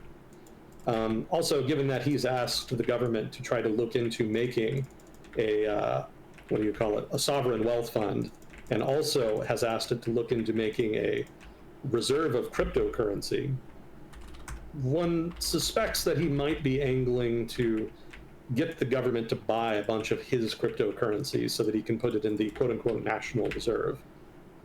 And as you can imagine, if you're familiar with cryptocurrencies, generally most of any given cryptocurrency is owned by just a handful of people. So probably Trump himself or some of his people own most of this cryptocurrency. And if it does end up in a national cryptocurrency reserve, he would personally benefit. So maybe nothing comes of that. A lot of these coins just kind of come and go. They do the rug pull, make their money, and they disappear. Maybe that's what's going to happen here. I don't know. But again, the conflict of interest is the reason this is in the abnormal category. Certainly, I don't remember anything like a Obama coin or a McCain or Romney coin. This is something that's pretty new here. So I thought it was worth mentioning for that reason. Yeah, but I think Argentina's been having some crypto scams from their boss, so. Well, that's not too surprising in the grand scheme of things, especially given his nature. Mm-hmm. So there's some orders here to quote unquote combat anti-Semitism. So, this is going to be good. The administration pledged to deport non-citizen college students and others who took part in pro-Palestinian protests. NGOs are vowing lawsuits and whatnot about it, arguing freedom of speech, etc. No shock there. But this is actually a violation of freedom of speech here, and it's fairly unprecedented. It's happened before, but it happened back during the Red Scare in the early mid-20th century, and then again during the Cold War, in the second Red Scare, you could say. But it hasn't really been used in decades. So this would be the first time that's happened, and it does indicate that the administration is going to take a very broad definition here, if they do follow through with this anyway, of what constitutes pro-terrorism speech. So for now, they're going after foreign students who are pro-Palestinian and protest, but if they do want to recategorize pro-Palestinian protests as pro-Hamas, pro-terrorist, that opens the door to other forms of law enforcement, basically. So that's something to keep an eye on. Impoundment. This is something you're going to hear about a lot over the next 4 years, I suspect. Maybe, hopefully, just for the next couple months, and then maybe it goes away. But that's never how things work in Trump's administration. So have you ever heard the term impoundment? No, other than when your vehicle's impounded. Yeah. So the idea of impoundment is that a president takes not takes. I should say that, all right, let me restart. Congress allocates money for the government to spend on, very specific programs for very specific purposes. Now, what if a president decides that he doesn't like a certain program? Maybe it doesn't align with his politics, or whatever reason. So is it legal for a president to just say, hey, you gave me this money to spend on this thing, but I'm just not going to spend it on the thing because I don't like it? That's not legal. The Nixon administration tried to do that back in the 70s, and there was a big shit show about it. And so that's called impoundment when a president tries to do that. And laws and courts basically have come in and said that, you can't do that. So the Trump administration, of course, has a very different view on the traditional legal framework for impoundment. Him and some of his legal hawks have basically made a lot of circuitous arguments that there are ways for a president to get around restrictions on impoundment. And so effectively they declare that they want to challenge laws restricting a president's ability to impound funds. And that's then going to be an early battleground here for the Trump administration and the courts. So that's what impoundment is. And so that's one of the big things people are watching for now in the new administration, to see if they openly defy the law that restricts the ability of the president to impound money and sets up a potential constitutional showdown, maybe even a constitutional crisis. So there hasn't necessarily been a whole lot that the administration has done that directly challenges impoundment rules, but they have done stuff that's impoundment adjacent, you might say. And so that's what I have in my notes here. So as I said before, there was a blanket freeze on grants, aid, loan, etc. That does skirt the law on impoundment. And it could be legal because they haven't said that they're going to do it permanently. They're supposed to review everything and then bring it back, basically. And in some cases, the courts have ruled that they should resume the aid in question that was suspended. And they've been kind of hit and miss of whether they've done that, but nominally they should have resumed them anyway. But the fact that they paused it in the first place, regardless of what the logic was, that is in the same realm of impoundment. So therein lies the issue there. Again, there's lots of lawsuits about that, and the government is kind of slow-footing, respecting the court order that they should resume aid. That could be deliberate or not. The courts are going to have to figure that out. But that's where the battle is right now. The State Department issued a stop work order on Friday for all existing foreign assistance and also paused new aid. There are waivers in place for Israel and Egypt. That's just because of the Camp David Accords. As part of the Camp David Accords, which negotiated peace between Israel and Egypt and got Egypt to recognize Israel as a state. Both Israel and Egypt are supposed to receive military aid from the United States. If that aid were suspended, then the Camp David Accords could be considered null and void, and you could see a return to Israel and Egypt being de facto, active enemies. So the administration didn't want to fuck with that too much, so they gave them an exemption. But everybody else was not exempt. So there has been a broad suspension there, and that's brought into question whether or not the administration is violating the power of Congress to allocate funds for military aid or not.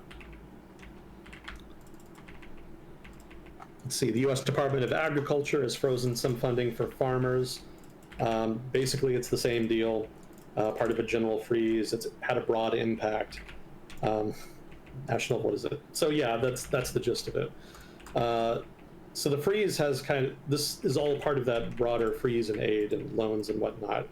And the Department of Agriculture, the State Department, and military aid, and then loans from the Department of Education.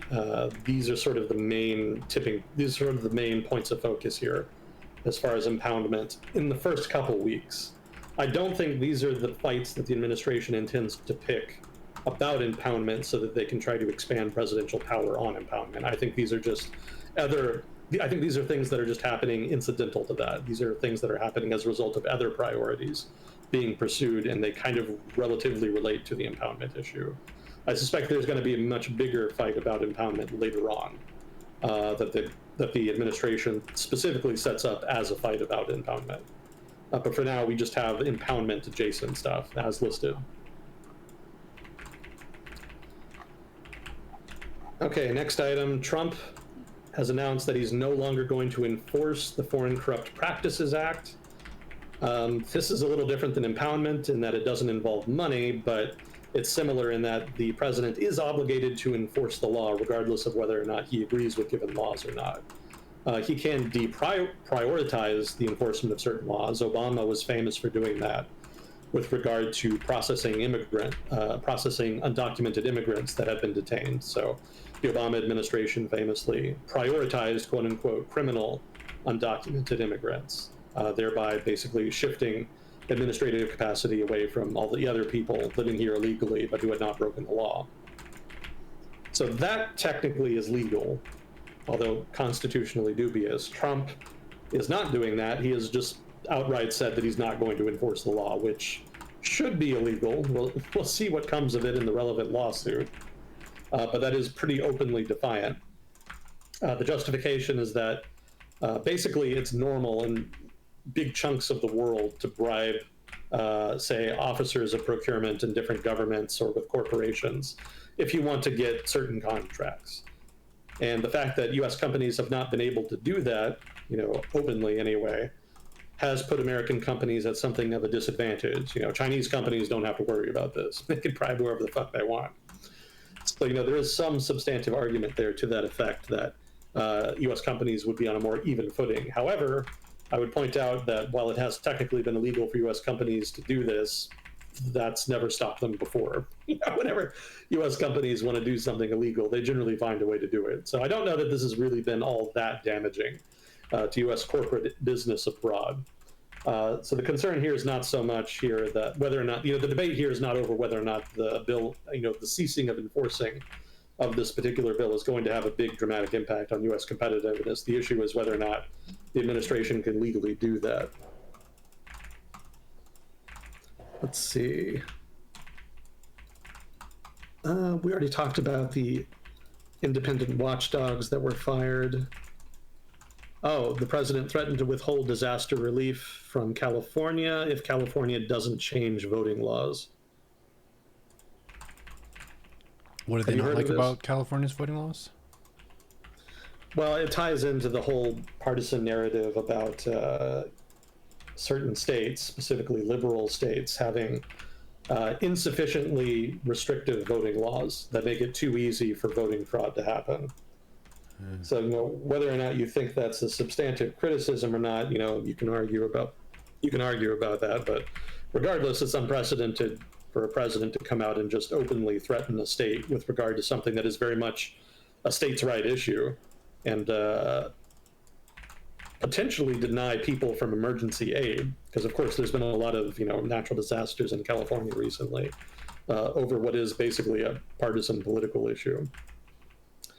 Certainly governments in the past and will continue to use leverage to try to get states to do stuff with regard to issues that are not technically within the federal government's remit, but which the federal government does have some leverage in.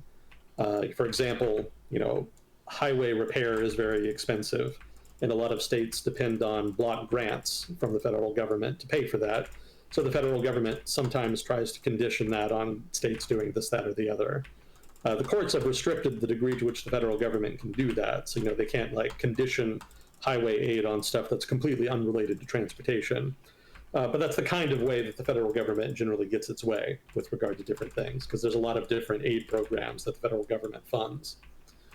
So FEMA aid is one of them, and it seems like the president is, openly flaunting norms about, how that aid is supposed to be used. It's not really meant to be a political cudgel.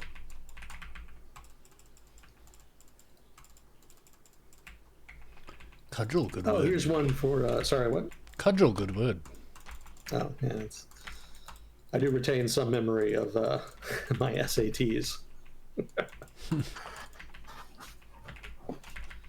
So here's one from Mass Neotech. I'm sure he's going to love this. The Justice Department has been ordered to drop the corruption case against New York City Mayor Eric Adams. For those maybe not familiar with this, the mayor of New York City, Eric Adams, was implicated in a just whole variety of corrupt practices, mostly involving bribery, as I recall. And there was an ongoing corruption case that had been brought against him by the federal government and federal prosecutors. For some reason, the Trump administration has deemed it necessary to drop that investigation. And the result has been drama. The lead prosecutor on the case refused to drop the case and resigned. Other attorneys in the relevant department have also resigned in response to the administration's insistence that the case be dropped. And in the end, the attorney general had to just step in and drop it herself. And even after the fact, there's been significant protest within the Department of Justice about this, because they don't think that the case should have been dropped.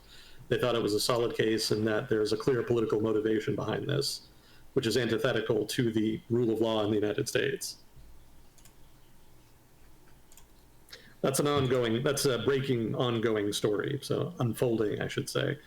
So all of the details are not out about that, but it's definitely cause for concern, since that just feeds into the whole paranoia about what exactly the Trump administration's plans are, especially regarding key institutions. Mm-hmm. Let's see. More intensive vetting of hires. That's not unusual per se. Mass firings. Well, that kind of ties into DOGE. I haven't completely organized all of these notes. Getting them all consistent has been difficult because there's so many. So you'll have to bear with me. My apologies. Oh God, the Gaza stuff. Yeah. I could save this for the foreign policy section. Do you want to do it now or later? We could probably save it. People haven't been talking about it too much. All right. Oh, you mentioned mid-20th century stuff. While I was away, I watched the movie Oppenheimer. Have you seen it? I have not. How is it? It's really good. You should totally see it. Very, very good. Good acting, good story. Seems pretty historically faithful in terms of representing a lot of the different scientists and characters of the time, and then a lot of the different political hoops that had to be sidestepped or worked around to make the Manhattan Project happen and stuff. Lots of big actors. Christopher Nolan directed. The only downside is it's 3 hours, so if you need to go somewhere in 2 hours, you can't watch it. But I really liked it. I think it's very, very good. And it's during a time period that you've studied a lot. So I think it would be extra fun for you. Kukio would love it too, because it's like a science nerd's dream. If you think epic, super smart science geniuses are cool, this one's got like a stacked roster. Well, it's definitely been on my list. I heard very good things about it. I thought it was going to be a little bit too artsy, but it actually felt very, very sober and appropriately apologetic. Like, he was definitely haunted by the consequences of the actual damage of the warheads, and then also just dealing with how the decision of how they were used was not up to the scientists who were inventing them, but all the scientists were in a race against the scientists of other nations who were trying to get similar tech advantages, basically, in terms of their weaponry. So weighing all those decisions and stuff with the Pacific Theater and so on versus the Eastern Front and all that kind of thing. It's a very, very good movie. You would like it a lot. Yeah, thank you for the recommendation. Oh, while we're mentioning movies, Mad Max Furiosa is also surprisingly good. I enjoyed that a lot. I don't think I've ever sat down and watched an entire Mad Max movie all the way through. Well, if you're going to pick one, I would say this is a pretty good one. The effects of it and the stunts are really cool. So just as an action movie, it holds up well. And again, the cast is very good. Music is good. Environments are good. Just a cool movie. It's not really a cerebral one like Oppenheimer is. Well, yeah. I haven't seen the Mad Max movie per se, but I know what they're about, and I've seen big chunks of them. Oh, I see. So I know what to expect. Gotcha. Yeah, I've been meaning to sit down and watch the franchise. It's just one of those things that's been on the to-watch list that I've never gotten to. Yeah, I heard very good things about the newer Mad Max movies, so it seems you confirm that. I'll try to squeeze it into my busy schedule of Stellaris. Yeah, I haven't been able to game too much, but I did play my Solar Honor Mud run a bit since I've been back here. We cleared the crash, and I'm about to walk into Act 2. There you go. Yeah. Everything going according to plan thus far? Yeah. I have a very strong lineup of a fighter who's my Tav. Karlak is an open hand monk, which is just busted, and then Shadowheart is a sword bard, shooting people with 2 people at once with her bow, and then Gale is a abjuration wizard, which is like the tanky wizard, so that adds to the survivability of my loadout. Nice. Sorry, normally we talk about movies and games at the start of it or at the end of the segment, but you mentioned something that made me think of Oppenheimer, so I wanted to mention before I forgot it. No, it's fine. A brief intermission is useful. It gives me a chance to catch my breath. Good. Happy to do so then. We're not even halfway through it, Neuro. Oh no. It's so goddamn much. Well, I know it's been like more than a month since we've had one of these sessions, so you don't need to go to the point that we complete the notes. Oh, we're not going to complete all of the notes, but I did want to try to get through all of the Trump stuff. No, gotcha. I would emphasize here, this is not like deep analysis. This is basically just going through the list of stuff and giving maybe a brief description of individual items. So if I kind of trip over myself and don't entirely know what to say, it's basically because I'm just reading through the notes here. Just kind of get you caught up, give you a rough idea of where we are and what you've missed.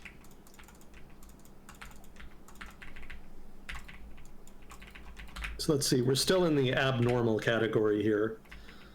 The next one is very mild. So this one just has to do with Trump spending a lot of time golfing at his own resort. The issue here is not only that he golfs at his own resort, but he charges the government for doing so, which of course is a clear conflict of interest. He also invites functionaries of foreign states and also domestic politicians to visit him there, and of course they pay. And then that money goes into his pocket too. So it's the kind of thing that normally would be taboo and that politicians would be very averse to, would go out of their way to avoid. And in Trump's case, he just doesn't give a shit. So sign of the times, if you like. Let's see. So another item here, hollowing out of the national security state. In the Department of Homeland Security, they abolished key advisory boards on cybersecurity. These were guys that had been working on the Salt Typhoon hack. If you don't know what that is, that was just a big security breach involving a breach of a database in, I think, the Department of the Treasury, I want to say. So they didn't find, like, it's not that they stole money or anything. Basically, they just stole personnel data, personal information, which can be very useful, but it was a major hack. The issue isn't so much the nature of the data they stole, just the scale of it was very large. So there were people in the Department of Homeland Security working on that. Some of the relevant security boards have been scrapped, supposedly because the administration is hostile towards anti-disinformation efforts online. Make of that what you will, but regardless of the motivation, the Department of Homeland Security is going to have a reduced capacity to deal with cybersecurity. Unless this is a reorganization, in which case maybe the capacity has just been moved elsewhere. That's not necessarily a bad thing, but that's not what I was reading. What I was reading is that they just got rid of it. Let's see, the FBI is having a morale crisis, probably not surprising. There's also been a lot of firings there that have reduced their capacity. The problem here isn't so much that it's necessarily been targeted, but just the scale of it is reducing their capacity to deal with a variety of crimes, and also it's reduced their expertise, which is a big problem. Any agency in government really depends on experts in order to get stuff done. It's kind of like, this is going to be a very rough analogy, but in the military, it's kind of like non-commissioned officers and regular personnel, right? Regular personnel, they can do stuff, but it takes years of experience to really learn how to get stuff done and become an NCO. And so that's what experts basically do in government agencies. They're not just people who do the work. They're people who've been doing it a long time and know how to do it quickly, effectively, efficiently. So when you lose those kinds of people, you significantly curtail an agency's ability to do stuff. One of the things the administration had wanted to do, and may be doing now, depending on who you want to believe, is purposely targeting experts in certain government agencies in order to hobble their ability to do their mission. This is something that you can do if you know that you can't get rid of an agency that you don't like.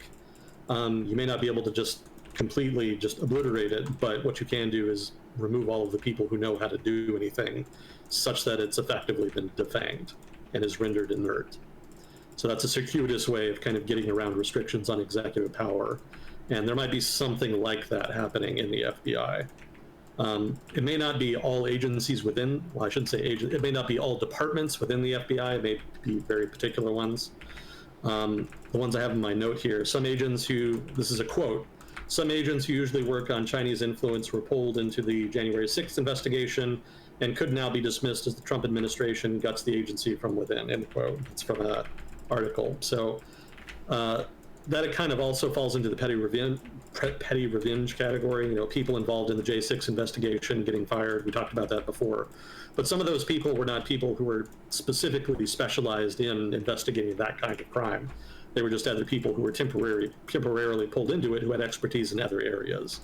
And if you fire those people for political reasons, you're hobbling not just your political enemies, if you want to call them that, but other key areas of law enforcement who are going to miss that expertise. Let's see, funding freezes. So some of the funds that have been frozen are relevant to U.S. efforts to try to counter Chinese global influence.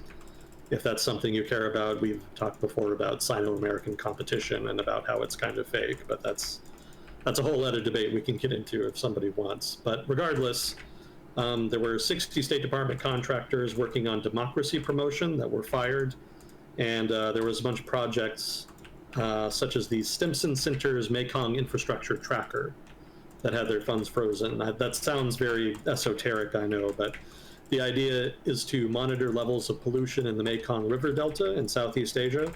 A lot of the pollution there obviously stems from production in Southeast Asia, but there's also a lot of it that stems from China. And so by keeping an eye on the pollution, you kind of give states in the region a lever that they can use against Chinese influence. So 2 examples there of aid that has been suspended, which is going to undermine U.S. efforts in Sino-American competition. Let's see. And there's more, of course. National Relations Labor Board, a board that was created decades ago in order to manage relations between labor and capital and to try to prevent the worst excesses of competition between them. It has effectively been rendered toothless because what the administration did is it fired one of its members. Mind you, this is nominally an independent bureau, but by firing one of its members, which is the first time that's happened in the 90-year history of the National Labor Relations Board, it has been rendered inert because it no longer has a quorum, which is needed to perform its duties. The National Labor Relations Board also saw its general counsel and deputy general counsel fired, which further undermines its capacity to actually fulfill its mission. The administration has done pretty much the same thing to the Equal Employment Opportunity Commission. There were 2 commissioners fired, as well as the agency's general counsel. Quorum is no longer impossible, so the commission can no longer carry on any work. So these are basically indirect ways that an administration can kneecap key agencies that it doesn't like in a way that is kind of technically legal. Again, there's going to be relevant lawsuits around this if they don't appoint somebody new to these, to the Equal Employment Opportunity Commission and to the NLRB, then there's a good argument to be made that the executive here is making a bad faith effort to oversee its responsibilities vis-a-vis these entities. But for now, they've been kneecapped, and yeah, that technically is executive overreach. It's possible that the courts could end up agreeing with them. I'm pretty dubious about that, but we'll see. Let's see. General attacks on expertise. Yeah, we already talked about that. Forming a task force led by Attorney General Pam Bondi to investigate the quote-unquote targeting of Christians.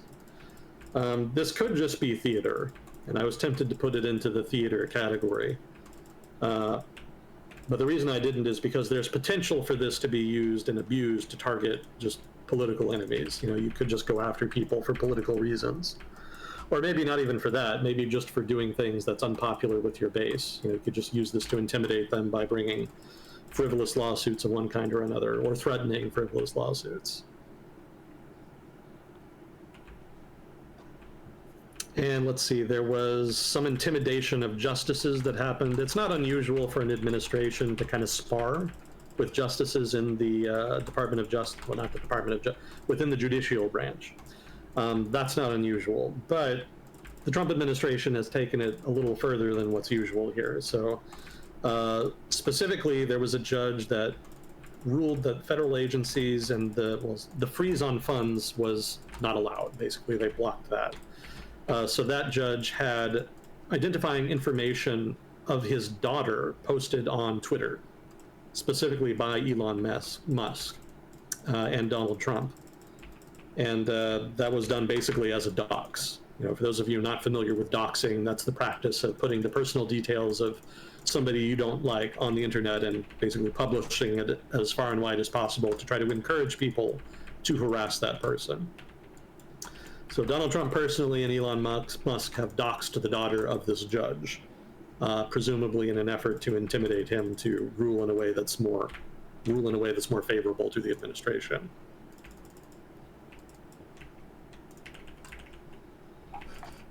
So that's the abnormal category. These are all the things that the administration have been doing that have been of very questionable legality, and that potentially suggests that there are plans to curb the rule of law and potentially undermine it to the benefit of Donald Trump and his supporters, or, well, not even his supporters really, but the people in his inner circle, more like.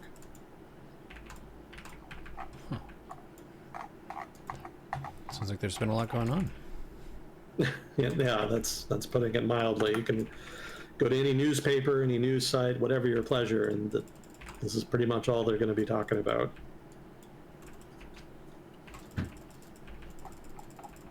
So let's see, there's been a lot of theater as well, but do you want to do the theater, do you want to go to foreign policy, or do you want to do tariffs?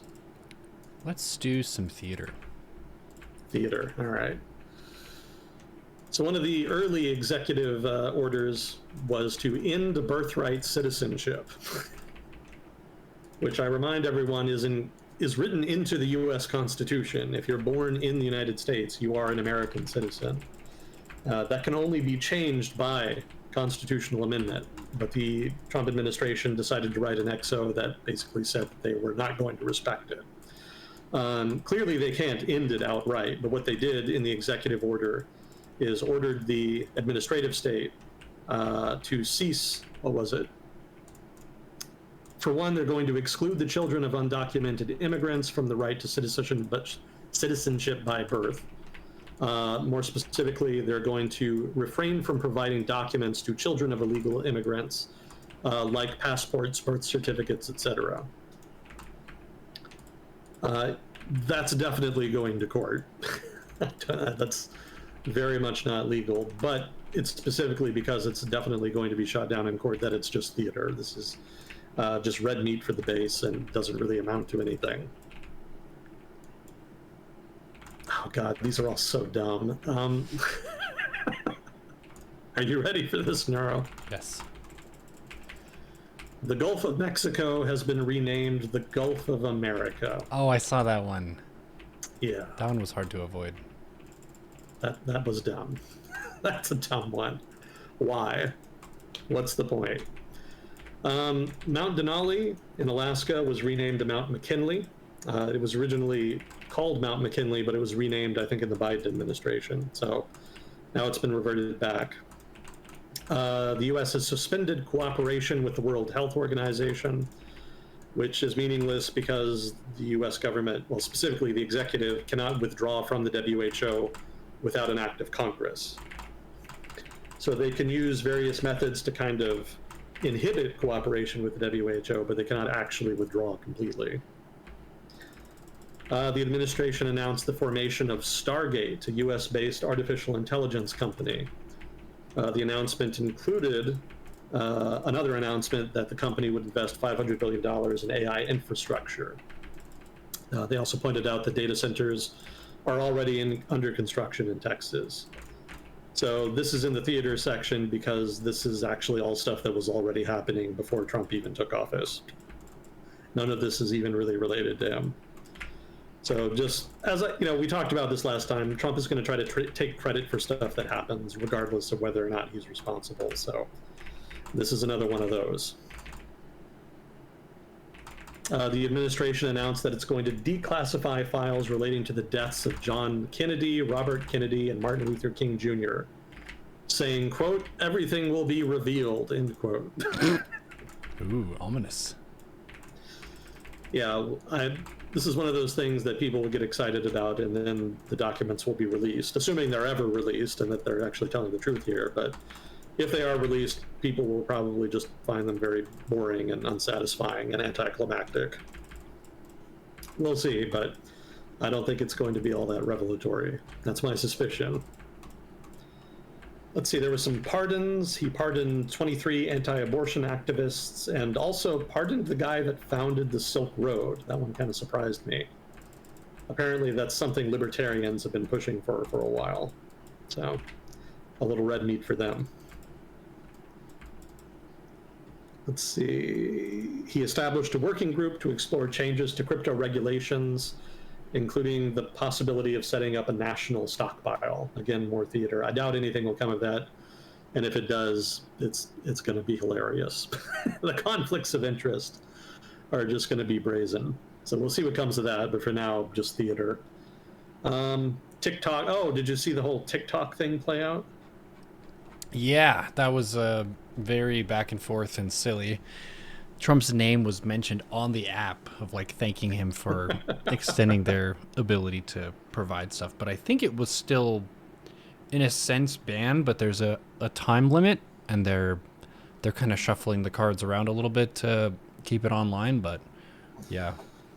Yeah, there was an executive order that ordered that the imposition of the ban would be delayed for several months, which I would point out is not legal. They can't do that. An act of Congress banned TikTok, and the administration is obligated to respect that.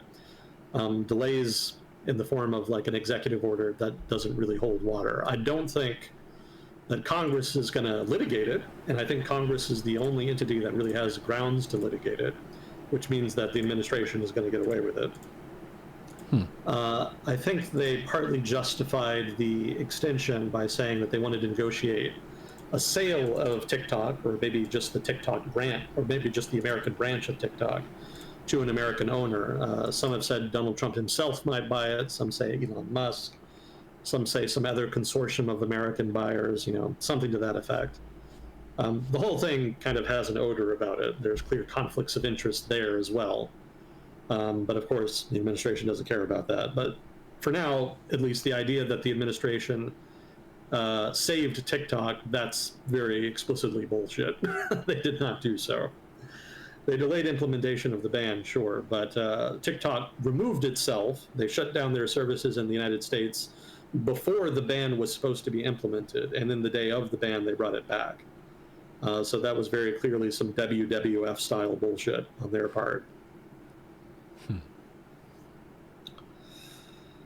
Let's see.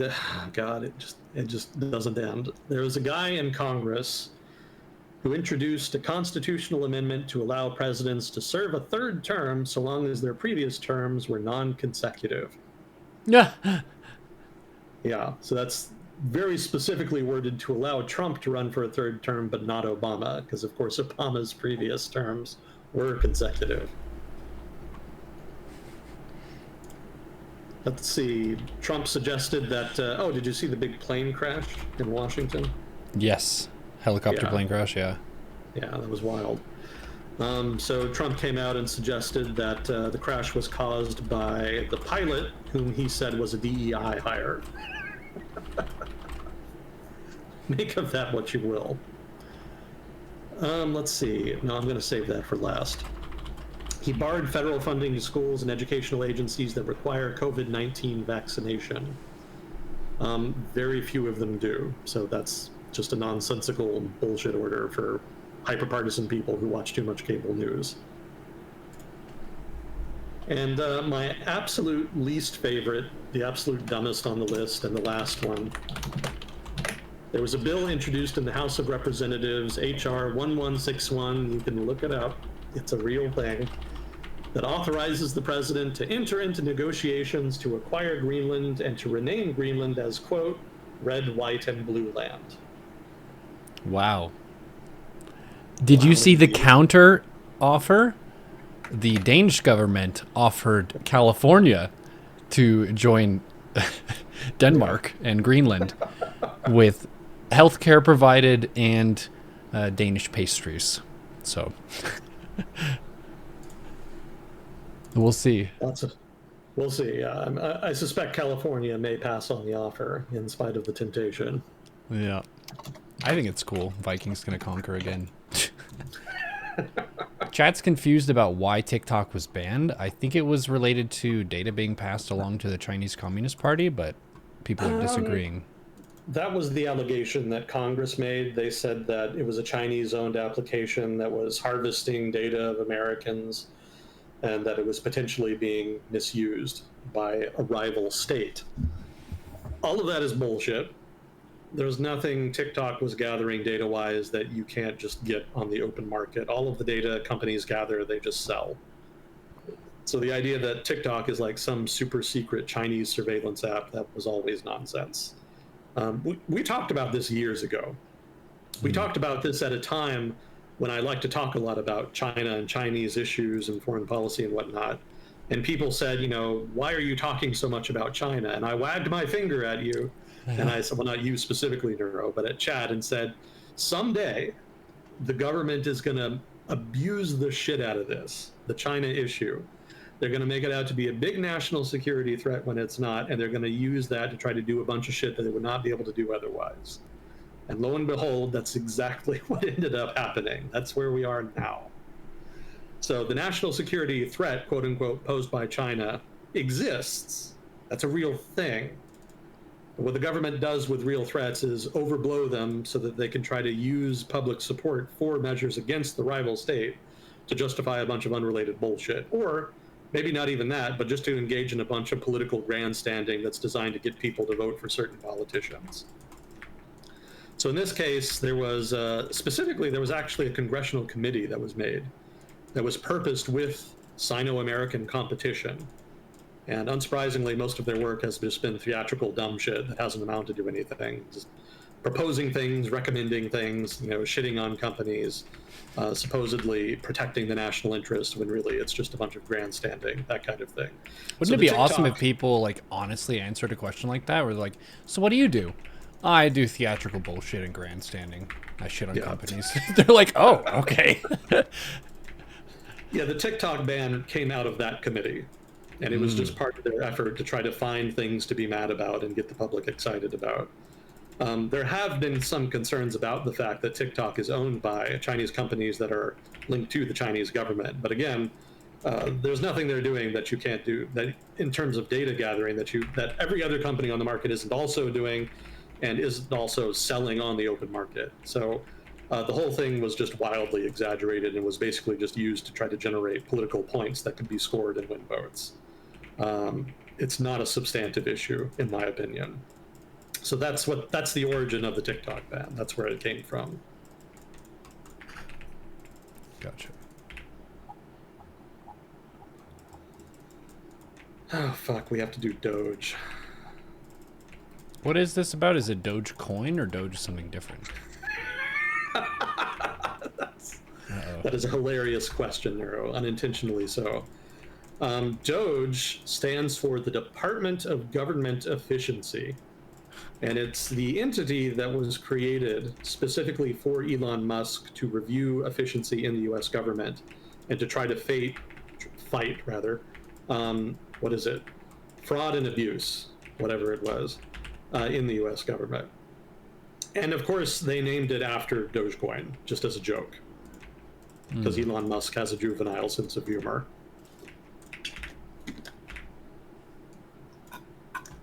Oh, God. All right, give me a minute here. It's okay.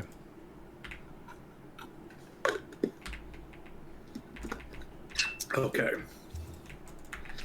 So my reading on Doge, way back when it was announced, as we talked about before, is that it was going to be a distraction, that basically Elon Musk was going to be given a bullshit job, and that he would review corruption and inefficiency in the government, make some recommendations, and then probably just go away.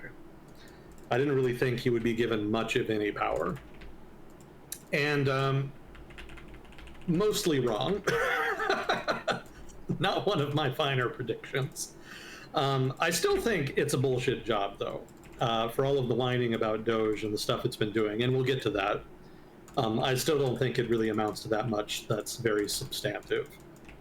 Certainly, I don't think he's been fighting waste, fraud, and abuse in government. I'll kind of get into that too. But he's certainly been a lot more active than I was expecting. So the timeline for Doge, it was announced as a thing after Trump won election. I think it was after, correct me if I'm wrong on that. And then more recently, after inauguration, it was announced that the U.S. Digital Service, which was an agency within the government that was designed to facilitate and encourage digitalization within the U.S. government, was to be renamed the U.S. Doge Service. So that was an unexpected move. That was the first sign that Doge would be more substantive than I thought it would be. Because that means that Doge is actually inside the government. Keep in mind that when it was first announced, it was announced that it would be an outside government agency that would be extraneous. And correspondingly, I interpreted that to mean that it would be mostly bullshit and that would have no binding power whatsoever.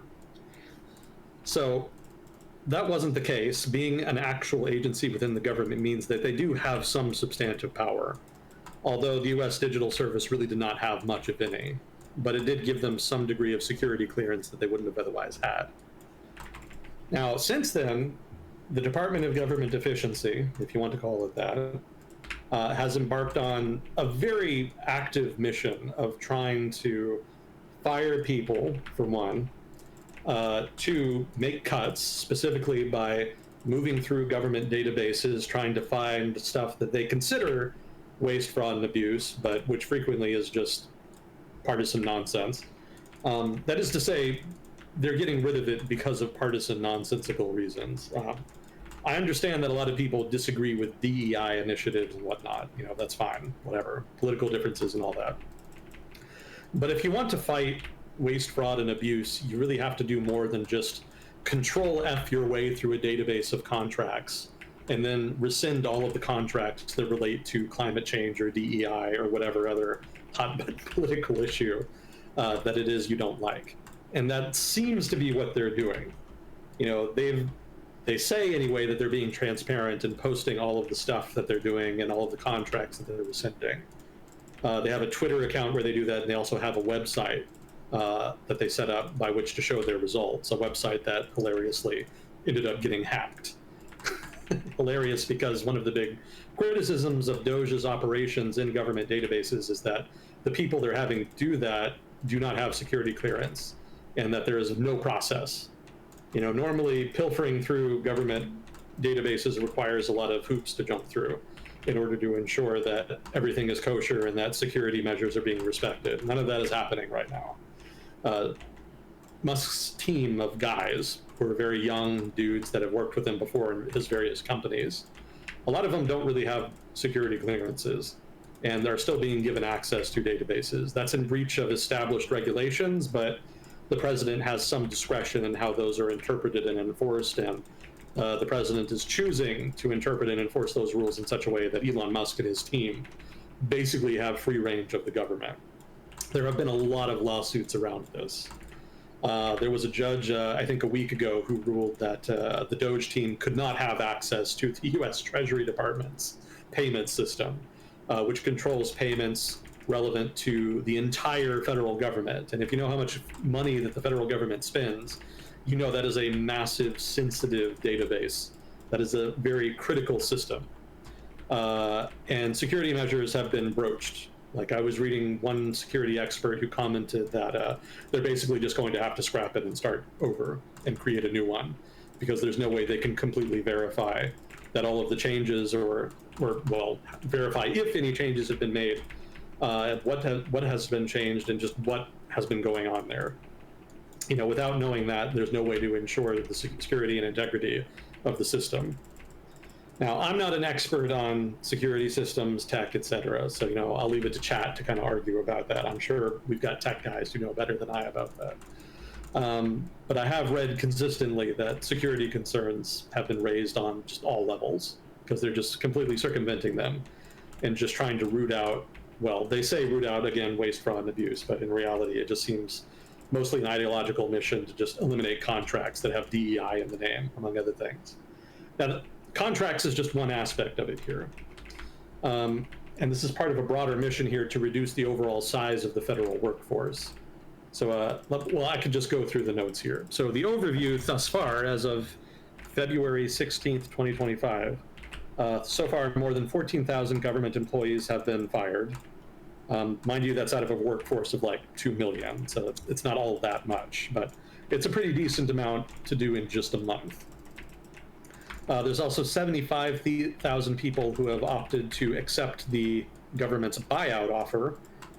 We'll get to that. Basically, the government offered to buy out people who agreed to retire early.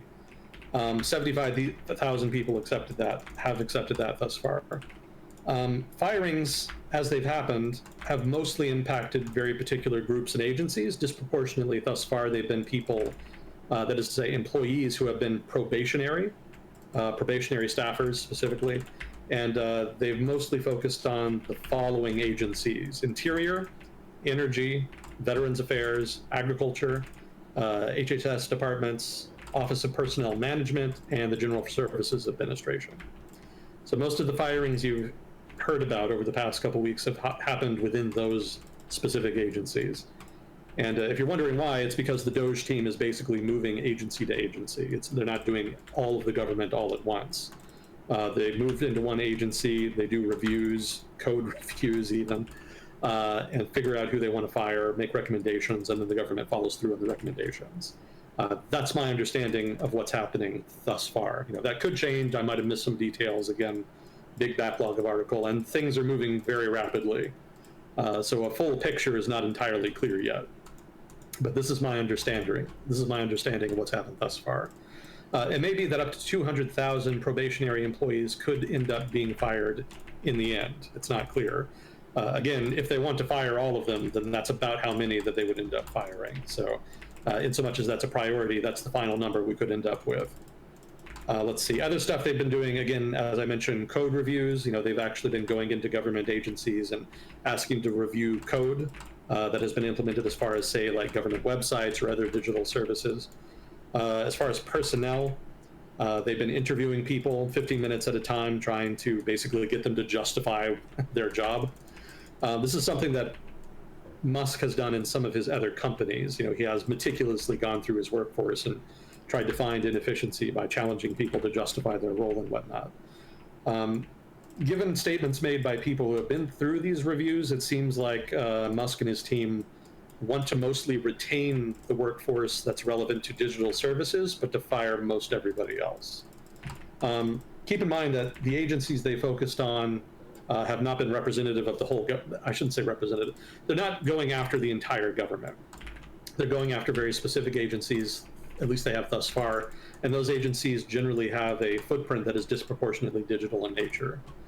And so it's not necessarily too big a deal if they want to fire everybody who's not related to digital services. It's going to have an effect, and I suspect they'll end up hiring some of those people back eventually.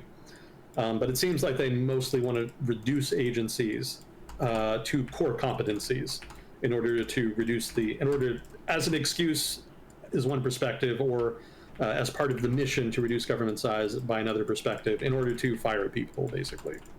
That's the justification.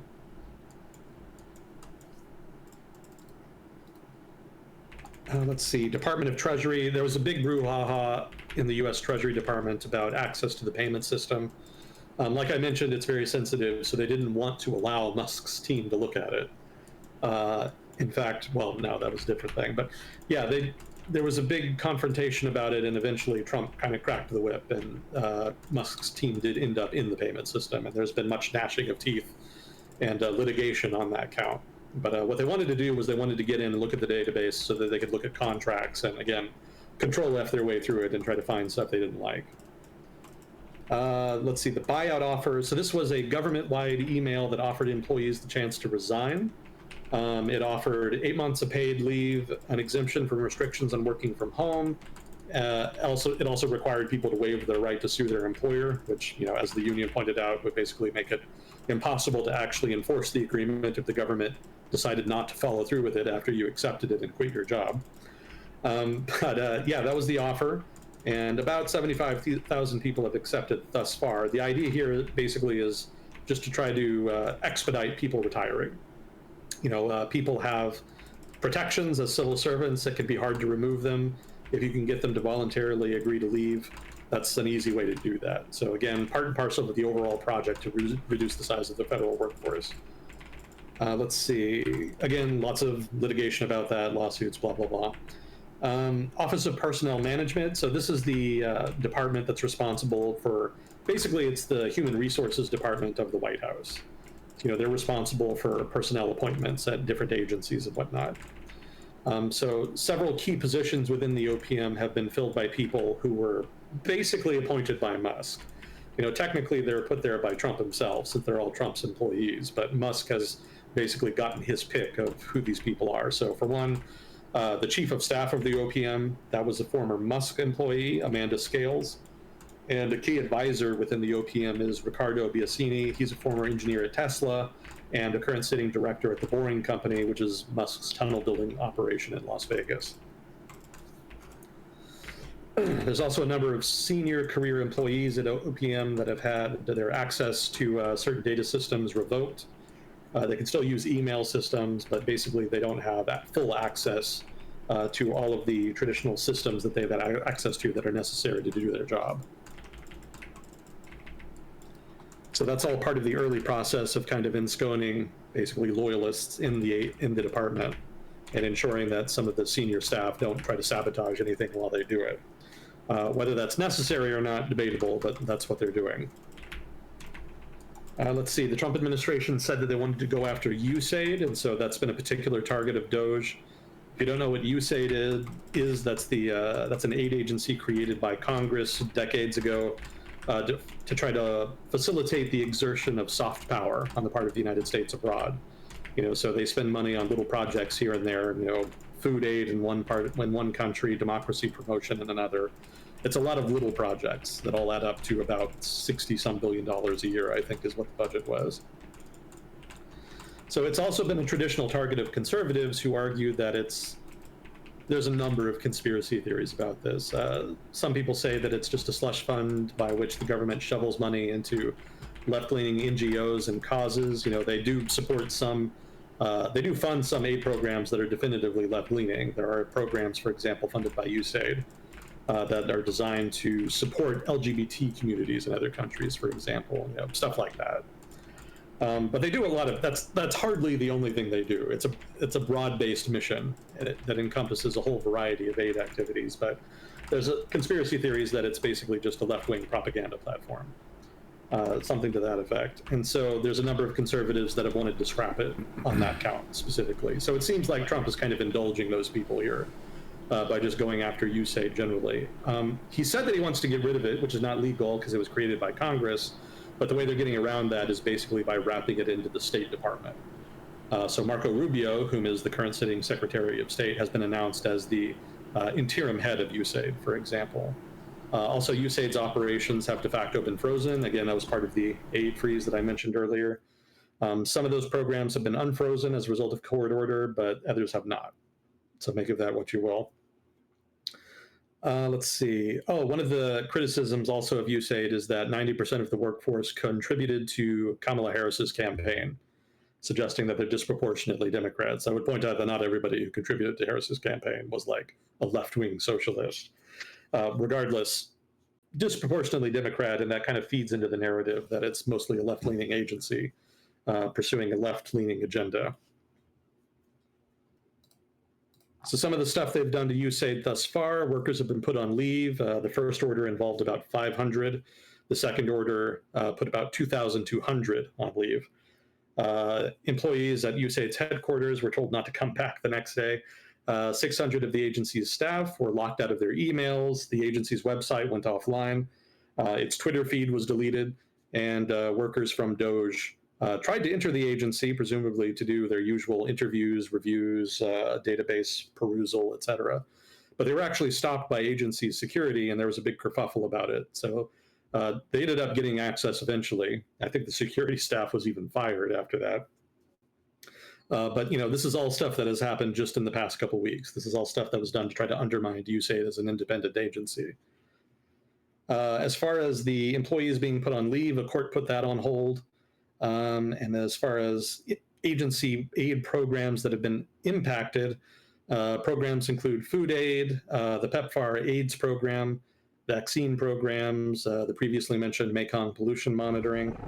Also, democracy promotion efforts have been impacted, which I found particularly amusing, because there's long been conspiracy theories outside the United States that USAID is basically a secret front used by the United States to undermine governments abroad and try to facilitate color revolutions. And so Moscow in particular has used that canard to try to justify its invasion of Ukraine and all of the other crazy shit that it's been doing for the past 10 years. They say that the US government uses agencies like USAID and the National Endowment of Democracy to facilitate revolutions that are designed to expand Western influence at the expense of Russian national security. So here, after all these decades of Moscow asking for the United States, demanding even that it stop funding these kinds of things, the Trump administration has now actually done that. And it did it without asking for anything in return. It just kind of unceremoniously ended those kinds of projects. Now, the courts may force them basically to resume them. That remains to be seen. But I think it would be mildly entertaining to see what would happen if the United States actually did end democracy promotion programs abroad. Only to see then that it had virtually no impact on dissidents in authoritarian states. Because, while in general, these programs do have some impact, they're very underfunded, they're very small, they're very limited in impact. And the conspiracy theorists who insist that they're somehow responsible for cultivating color revolutions are a little bit ridiculous. The argumentation just doesn't really add up. The money spent is tiny in comparison to the amount of money that is spent by propagandists in authoritarian states who exert an immense amount of effort to keep their populations under control.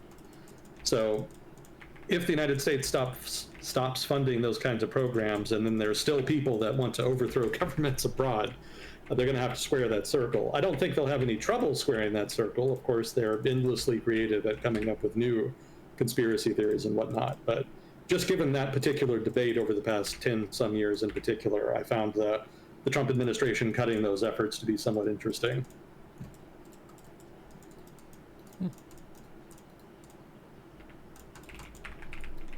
So let's see, another one that the DOGE team has targeted, the Consumer Finance Protection Bureau. If you don't know what this is, it was a bureau created after the 2008 financial crisis in order to kind of police financial sector firms in order to ensure that they're not defrauding the public.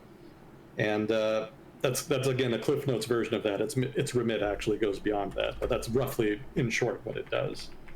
So the first thing the Trump administration did is that they fired the previous head of the bureau, which mind you is supposed to be independent. This is technically supposed to be an independent bureau. The head of the bureau was fired, replaced with a loyalist, and the DOGE team gained read-only, quote-unquote, access to the CFPB computer systems. And the order that was made by the new head of the CFPB was that they should just stop doing all of the things. So effectively, the Consumer Finance Protection Bureau has ceased to function. The leadership has basically prevented it from doing anything. Now, again, that's not legal. The Bureau was created by an act of Congress. It has to be allowed to conduct its work. I'm sure there's any number of ways that the administration can legally inhibit the Bureau's work, but this is not one of them. You cannot just completely stop fulfilling an agency's mission that was created by an act of Congress. So DOGE is involved in that in so much as they're moving through their databases and finding people to fire, et cetera, like they have at the other bureaus and agencies. Let's see, at NASA, the administration says that it wants to cancel the $24 billion Space Launch System program. The conflict of interest here is pretty obvious. You know, SpaceX, Musk's space company, is an obvious competitor here for what is basically a state competitor. So if you get rid of this program, presumably SpaceX or a similar firm would get the contract to do what that program would have done.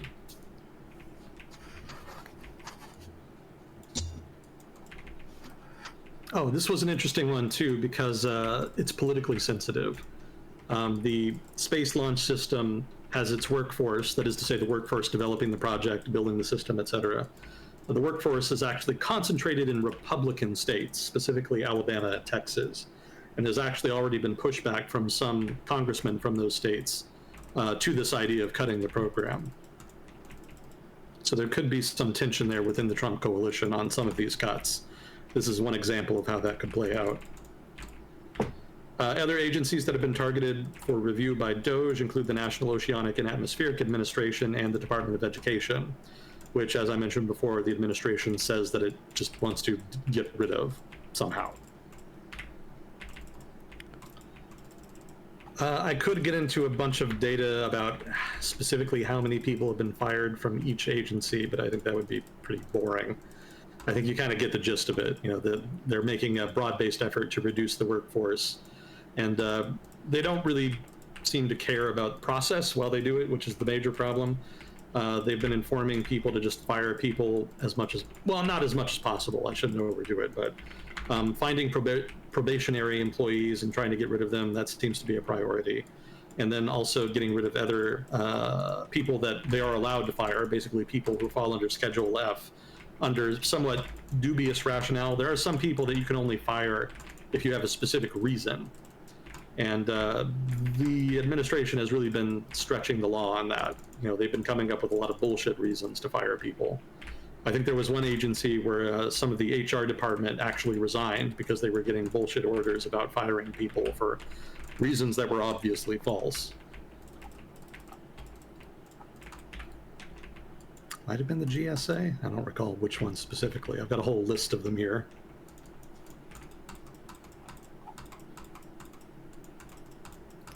Let's see, so we can skip ahead a little bit. So the critique, yeah, just to kind of wrap that up on DOGE. Well, I had another thing too on DOGE, but one of two final parting parts on DOGE. The critique on some of the activities thus far is as follows. One, there's concern about the DOGE team manipulating systems. You know, like I mentioned earlier, These systems have processes by which they're supposed to be interacted with so that changes can be tracked to ensure there's no wrongdoing happening. Those seem to be getting ignored. Again, litigation on that is going forward. But even if you stop them at this point, the damage is kind of already done. For example, in the Treasury Department's payment system, if you allow somebody to just go into the database and do whatever, then they can just delete contracts that they don't like arbitrarily, or they can even just process a payment to somebody and then remove that from the record completely. So they could literally just steal money and you would never know about it. So that's the issue there. That's the criticism there on that point. Another issue is data exposure. Oh, sorry, I got these backwards. So data is basically what I just talked about. Also, they're concerned about personnel information. A lot of these databases have personal information about employees that could be taken out and abused. It could be sold, etc. And then the third issue is the issue of system control. So they can alter core systems and authenticate. I'm just going to quote directly from the notes here. Again, not a tech guy. Quote, these operators can alter core systems and authentication mechanisms while disabling the very tools designed to detect such changes. This is more than modifying operations. It is modifying the infrastructure that those operations use, end quote.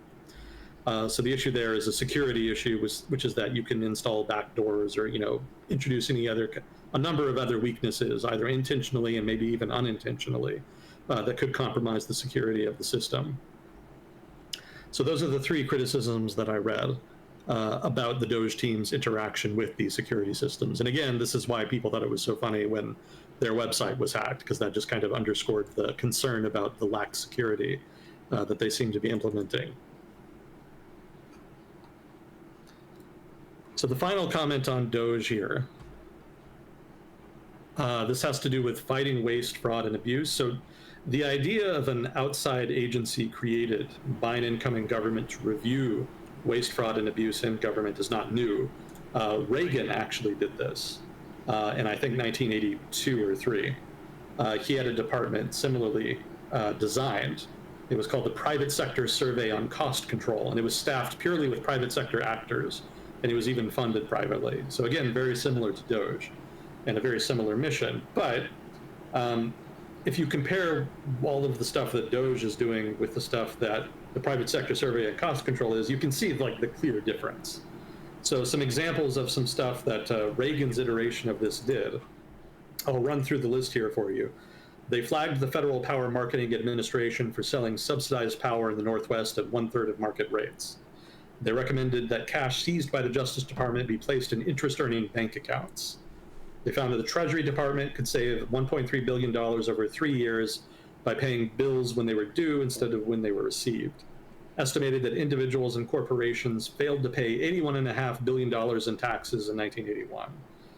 The Grace Commission also reported that civil service retirees received 3 times the benefits of the best private sector plans, with military employees receiving 6 times the benefits.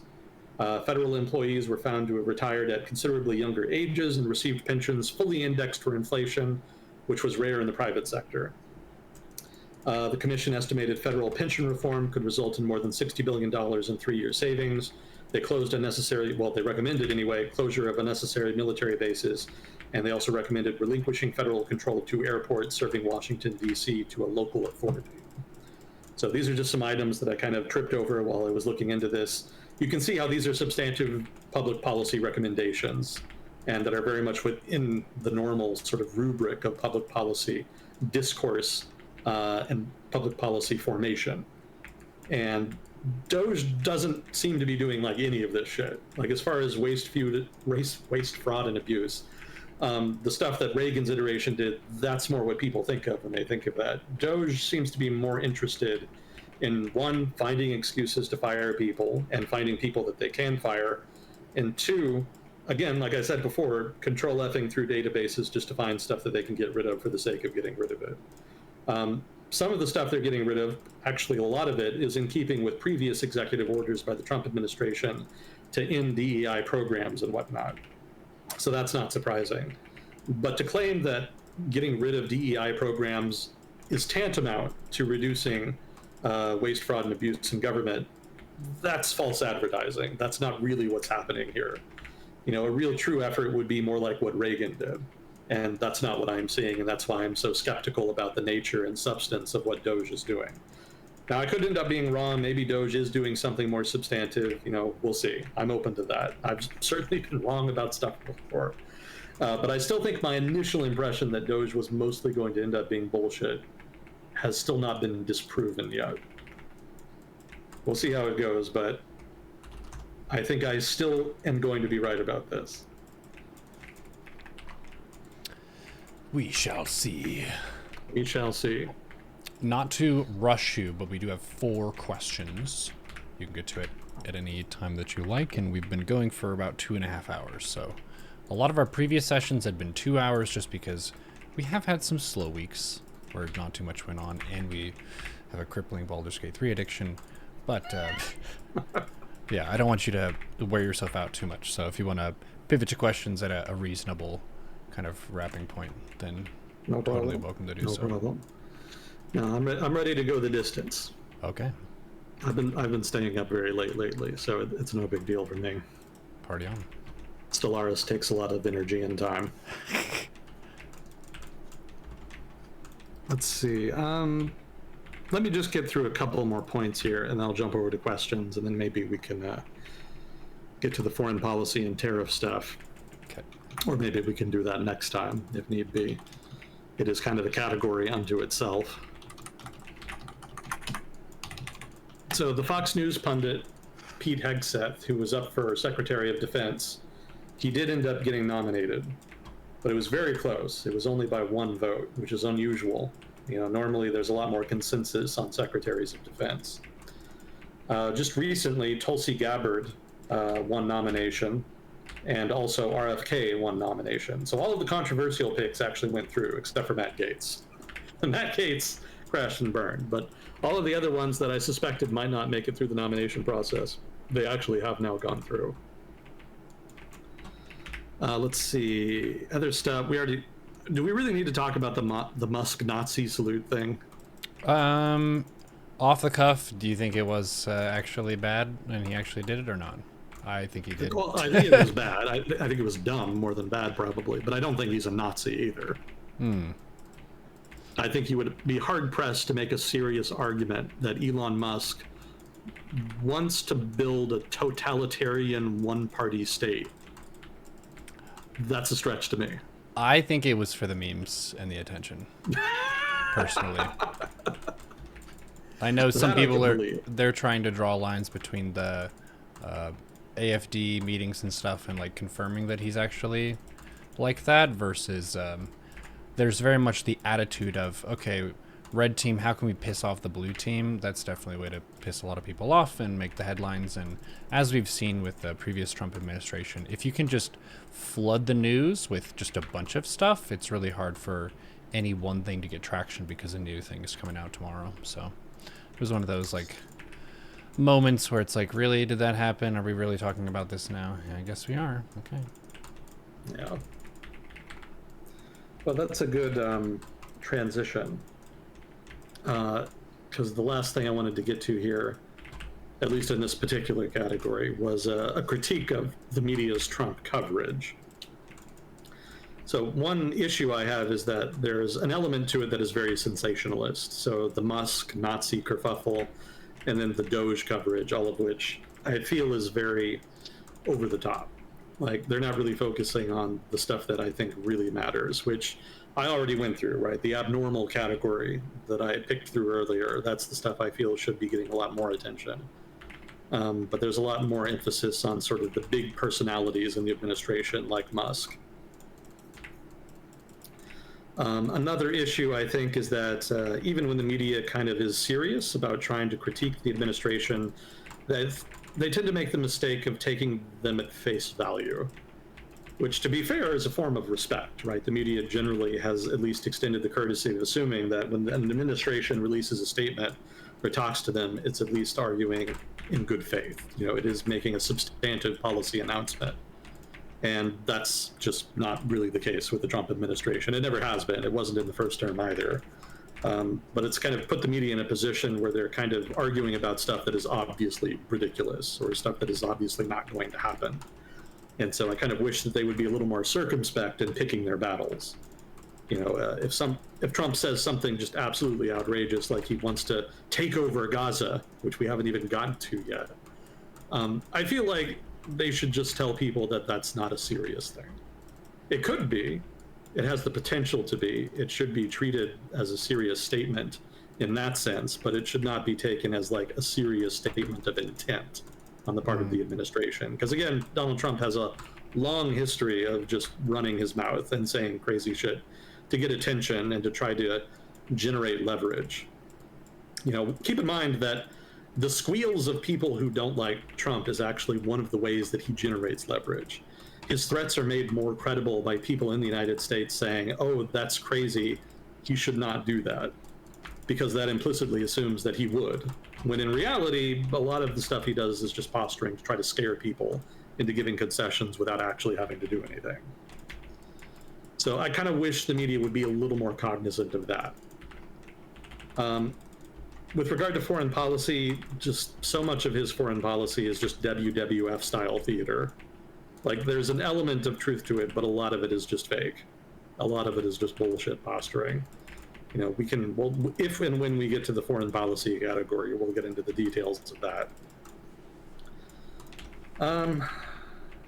Yeah, and I think that the most underserved topic here that media really should be homing in on the most is institutional integrity.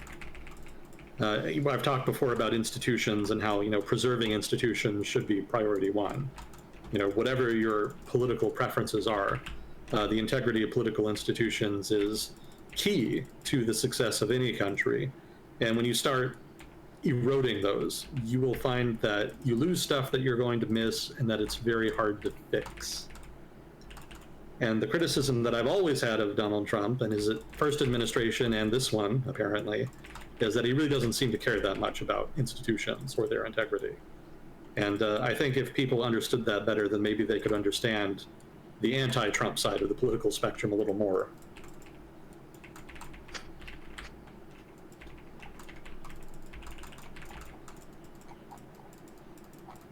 So I guess that's it for now as far as normal, abnormal theater, that side of the administration, and DOGE might as well be a category unto itself at this point.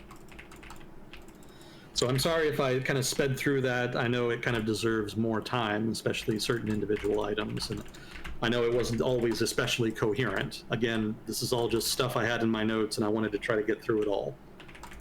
I'm sure there's items that are more important that we will talk about in more depth in future, because rest assured, this stuff is not going away. So we'll definitely spend more time on it later, hopefully with greater coherence on my part and more substance. But for now, this is the first month. This is all just the first month of the second term of the Trump administration. They've been very busy. They hit the ground running this time, as expected.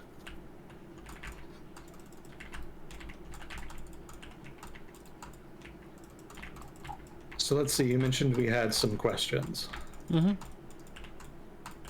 Let me see if I can find them.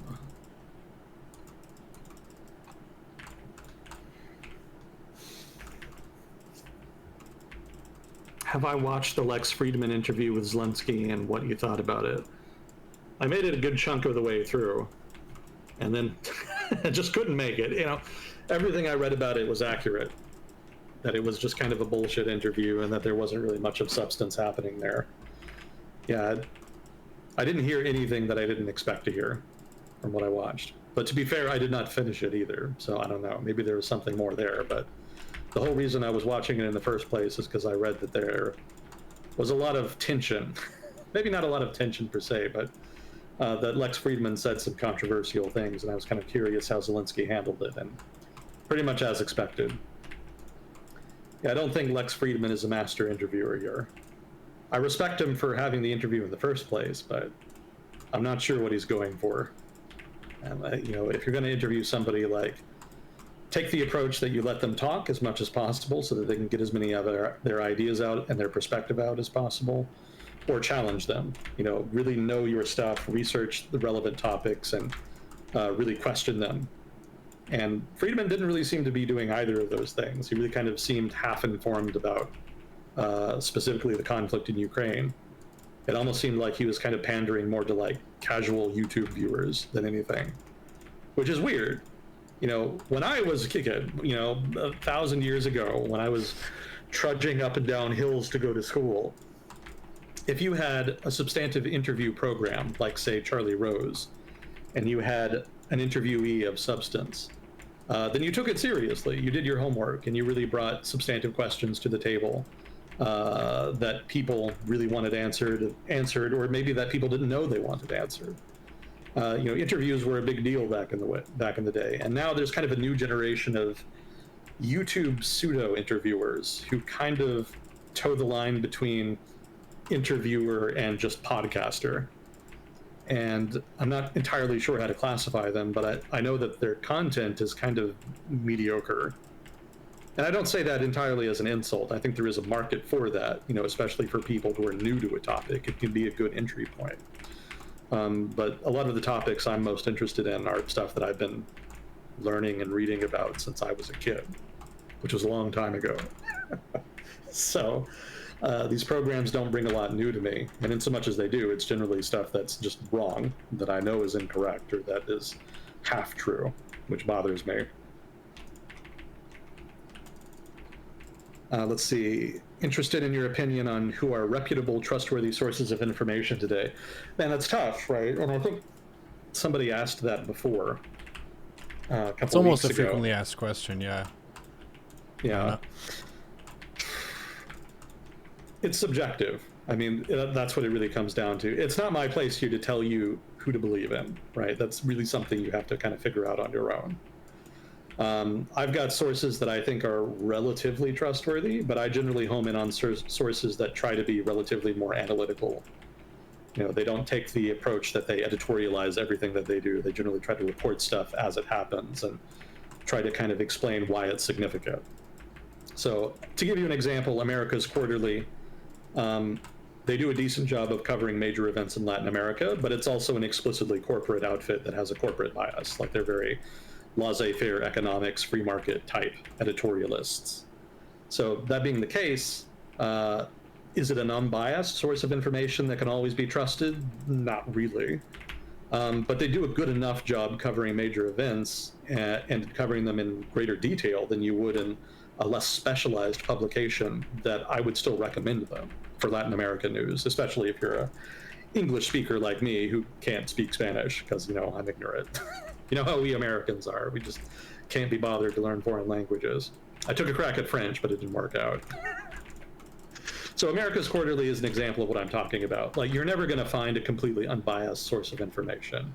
You're invariably going to have to try to pick through different sources of information, judge where the bias is, how great it is, and whether or not it's worth going back to it to try to get impartial information. I like think tanks personally, because generally either they do a good job of trying to produce relatively objective information, or they're very biased but are very upfront about their bias. The Cato Institute is a good example. Like, the Cato Institute is not unbiased. They're very, very biased, but they're upfront about it. They don't lie about it. They're like, yeah, we think this, and that's why we have the editorial stance we do, and their research is decent. So, that combination is ideal to me. Even more ideal would be unbiased, but, good luck with that. So, think tanks like the Brookings Foundation, Brookings Institution, Cato, Center for Strategic International Studies, Council of Foreign Relations. These all do pretty good work and do pretty good reviews of major issues in certain categories. CFR and CSIS in particular have a lot of podcasts that are region specific. They do a pretty good job of reviewing major events and interviewing people who are very knowledgeable about the subject. I in particular like outlets on YouTube or think tanks or other publications that focus on interviewing academics, because academic specialists produce a lot of the knowledge that ends up in media anyway. If you read an article in like the BBC or maybe CNN or whatever, a lot of the most substantive, informative parts of those articles are basically just quoting experts. So why not just cut out the middleman and go directly to the academic experts that end up just getting quoted anyway, right? You're going to get more information that way because they get to talk more. You know, they're not just answering one question from a journalist about one topic or one article. You can get a whole substantive conversation about a topic of interest that they elaborate in great detail. So that kind of information consumption is better, in my opinion. It takes more time. You know, even I can balk at sitting through like a whole last hour of talking about like mundane, abstract academic topics.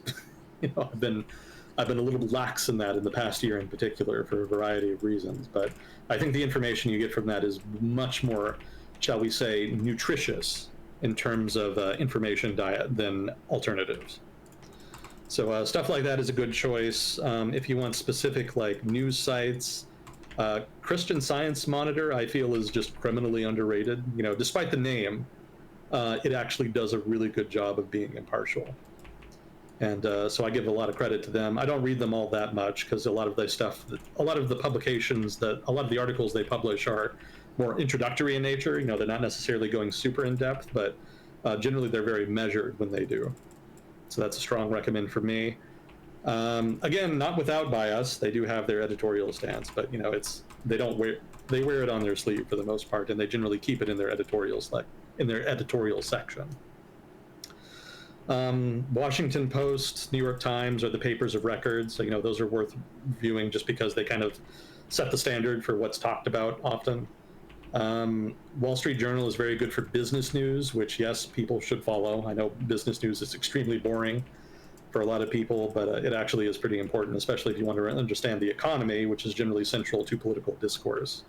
So Wall Street Journal does a pretty good job of that. If you don't like their conservative editorial stance, then don't read the editorials because that's where most of it is. Their actual news coverage, especially business news coverage, is pretty good. So that's a recommend there. It's my only big criticism of the Wall Street Journal is that it's just hella expensive. Like if you're a first-time subscriber, they have a pretty cheap on-ramp. You know, that's like $1 a month for a year. That's what I've been doing up until recently. But after that, it's like fucking $300 a year or some shit. Like that's too much. If they have another discount, I'll think about it. But if you can afford it, that's a good source. The Economist does good work. I have a whole bunch. There's a lot. Let me check my thing here. Reuters does good day-to-day news. BBC World News has good world coverage, although the pace of their coverage has kind of fallen over time. The Diplomat does good coverage of the Asia Pacific region. Foreign Affairs is a really good choice if you want like top-notch analysis. Well, I shouldn't say top-notch analysis. I should say high-level analysis. They get really high-level academics, sometimes even people who work in government, to contribute articles. And so even if you don't always agree with what's being published, generally the stuff written is argued relatively well. And there's often also rebuttals to stuff that's controversial, so you get kind of a whole debate there. So Foreign Affairs is very good value for money, I would argue. Especially if you're a student, they have a very good student discount.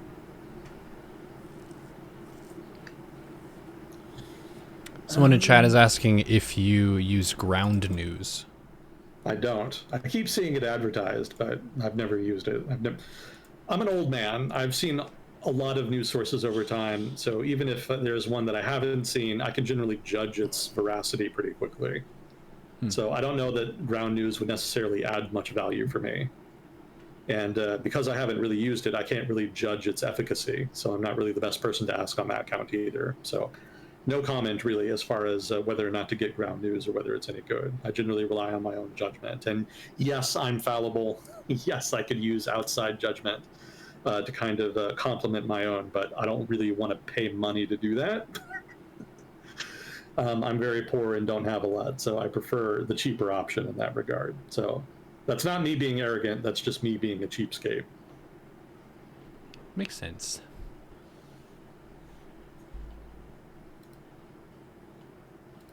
Let's see, what else did we have here? Where do we stand on the birthright citizenship stuff? It's all theater. It's going to get struck down in the courts. Right now, the relevant order was only an executive order. And it was kind of limited in scope to just denying documentation to people who are children of immigrants. So it's not even like a full-throated attempt to just remove and stop honoring the relevant constitutional amendment. It's just kind of being administratively annoying. We're not going to give you these documents until we're sued and the Supreme Court makes us. Yeah. Let's see, what's the reason most U.S. citizens support Israel? They don't, actually. It's kind of more complicated. According to the statistics, what do they tell the population to justify that? It's not that most American citizens support Israel. It's more that most citizens support Israel's right to exist. If you get into more detail beyond that, as far as questions, you generally get more varied responses. And honestly, the biggest category in any foreign policy question in the United States is going to be, I don't know. Most people here just don't follow foreign policy stuff that much. It's kind of a niche thing that nerds like me are interested in. So I would not go so far as to say most U.S. citizens support Israel. What do they tell the population to justify it? They don't have to tell the population anything to justify it. People support Israel on their own accord. You know, Israel has an interesting story. Like, it's a tough little country that survived a number of wars that were launched against it in its infancy. And it survived against the odds and is continuing to survive against the odds against what is generally painted in Israel and in the West as a concerted campaign to use terrorism to either intimidate Israel into giving concessions or even to destroy Israel outright. So that's generally the framing here.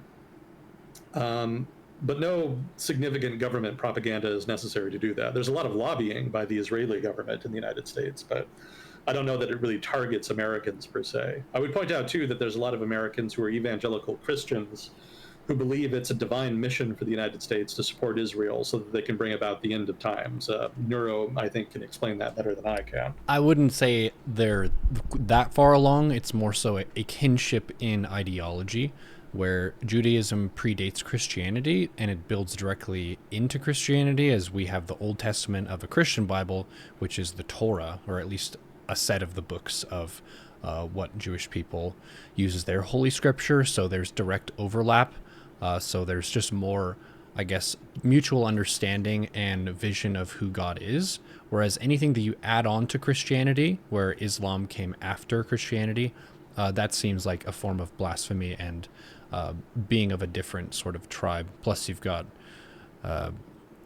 yeah, that's basically it. It's the religious kinship of one predates the other. So you kind of see the Jewish people as sort of almost Christians. If they could just accept Jesus, then they would be good. So kind of wanting them to exist where they see their surrounding neighbors, and also just what happened to Jewish people in World War II. Like you said, they deserve a home and a right to exist. The people who would actually want to support Israel to bring about the end times specifically, I would say that's a much smaller group of people, which are probably not going to have like direct power in government to make that so. Gotcha. Thank you for the clarification. Yeah.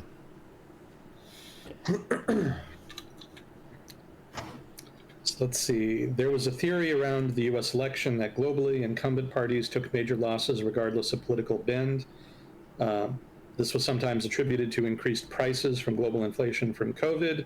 Is this the primary driving force in the U.S. election, or did the Democrats fumble hardcore? Those are not mutually exclusive explanations. Yes, the global wave of inflation definitely was a major factor. Bread and butter issues are always like key determinants of political outcomes in any political system.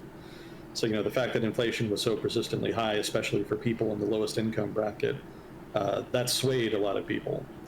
But it wasn't the only defining factor. The Democrats really did just kind of struggle to find a coherent message. And there are structural reasons for that. As I've argued before, the coalition of political interests that comprises the Democratic coalition is much more disparate than that of the Republican Party. And it makes it much harder for the Democrats to really engineer a coherent political message that can really motivate all parts of that coalition all at the same time. So they struggled with that in particular this time, and just between that and the anti-incumbent feeling and all of the inflation, they just couldn't overcome that. I don't know that there was really anything they could have done. It's kind of fashionable now to look back and kind of shit on the Harris campaign and the Democrats for getting rid of Biden, or not getting rid of Biden sooner, or whatever other preferred explanation that self-serves one's own perspective. But I think the reality is that the Democrats ran about as good a campaign as they were going to be able to run, and that there probably wasn't much else they could have realistically done to change the outcome. You know, Trump just had a lot of advantages coming into the election, and he was able to exploit all of them.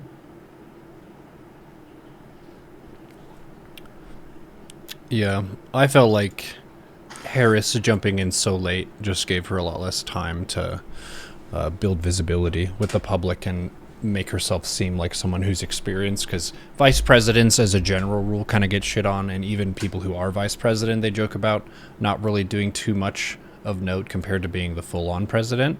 So to me it seemed kind of weird, and a lot of people felt odd about having Biden be very old and like slow in the debate with Trump, and losing faith in the party for them fielding someone like him who seemed like somewhat unfit to rule, and then swapping in someone very late into the race. That was just a perfect storm.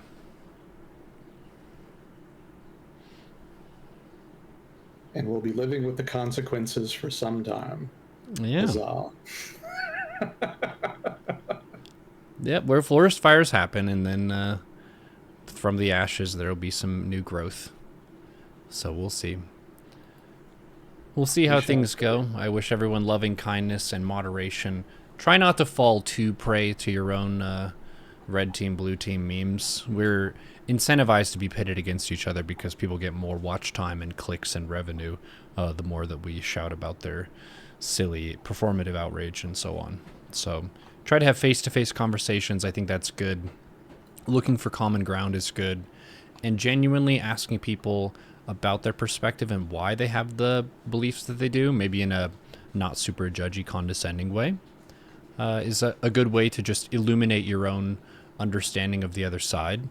We're in a very polarized time, so a lot of people just get really diehard going to bat for what they believe in, and it's all about the strength of their own convictions. And the other side is stupid and misled and less moral than us. And since both sides see each other that way, it's just very obviously a sports game. Substantive policy in government is boring, tedious, and involves a lot of paperwork. So actual good governance isn't as sexy as people talking shit on TV. So don't get too distracted by that. Well said. End rant. Well, cool. We're right at about 3 hours. Was there anything else you wanted to tack onto this one? We might need to do the tariffs and the foreign stuff next time, just because that's already a massive movie of a video. Yeah, that's going to be a whole thing.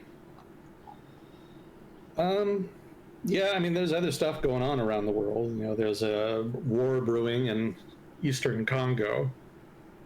I think people have mentioned it. That's been escalating. There's some random stuff going on in Europe. Nothing too big, though. Middle East is always a dumpster fire, so there's always stuff going on there. Yeah, it's nothing that can't especially wait, I would argue. Well, cool. You'll have an exciting chat to catch up with. Apparently some people were pissed off during this one, so... No surprise. When it's American politics, it always sets people off. Mm-hmm. You know, hopefully I did at least a semi-decent job of trying to cover the early Trump administration here. Yeah, and as always, if we said anything incorrect, feel free to give us a YouTube comment or two explaining why we're wrong and why you're right. We don't know everything, and even well-read people read wrong stuff sometimes, so we value your input. Leave us a review if you like. Thank you, Fuzzy Cord, for handling questions, and Agent Smith for your expertise. And we will see you on the next episode of World Discussion with Agent Smith. Smith. Yep, thanks again. Talk to you next time. GG.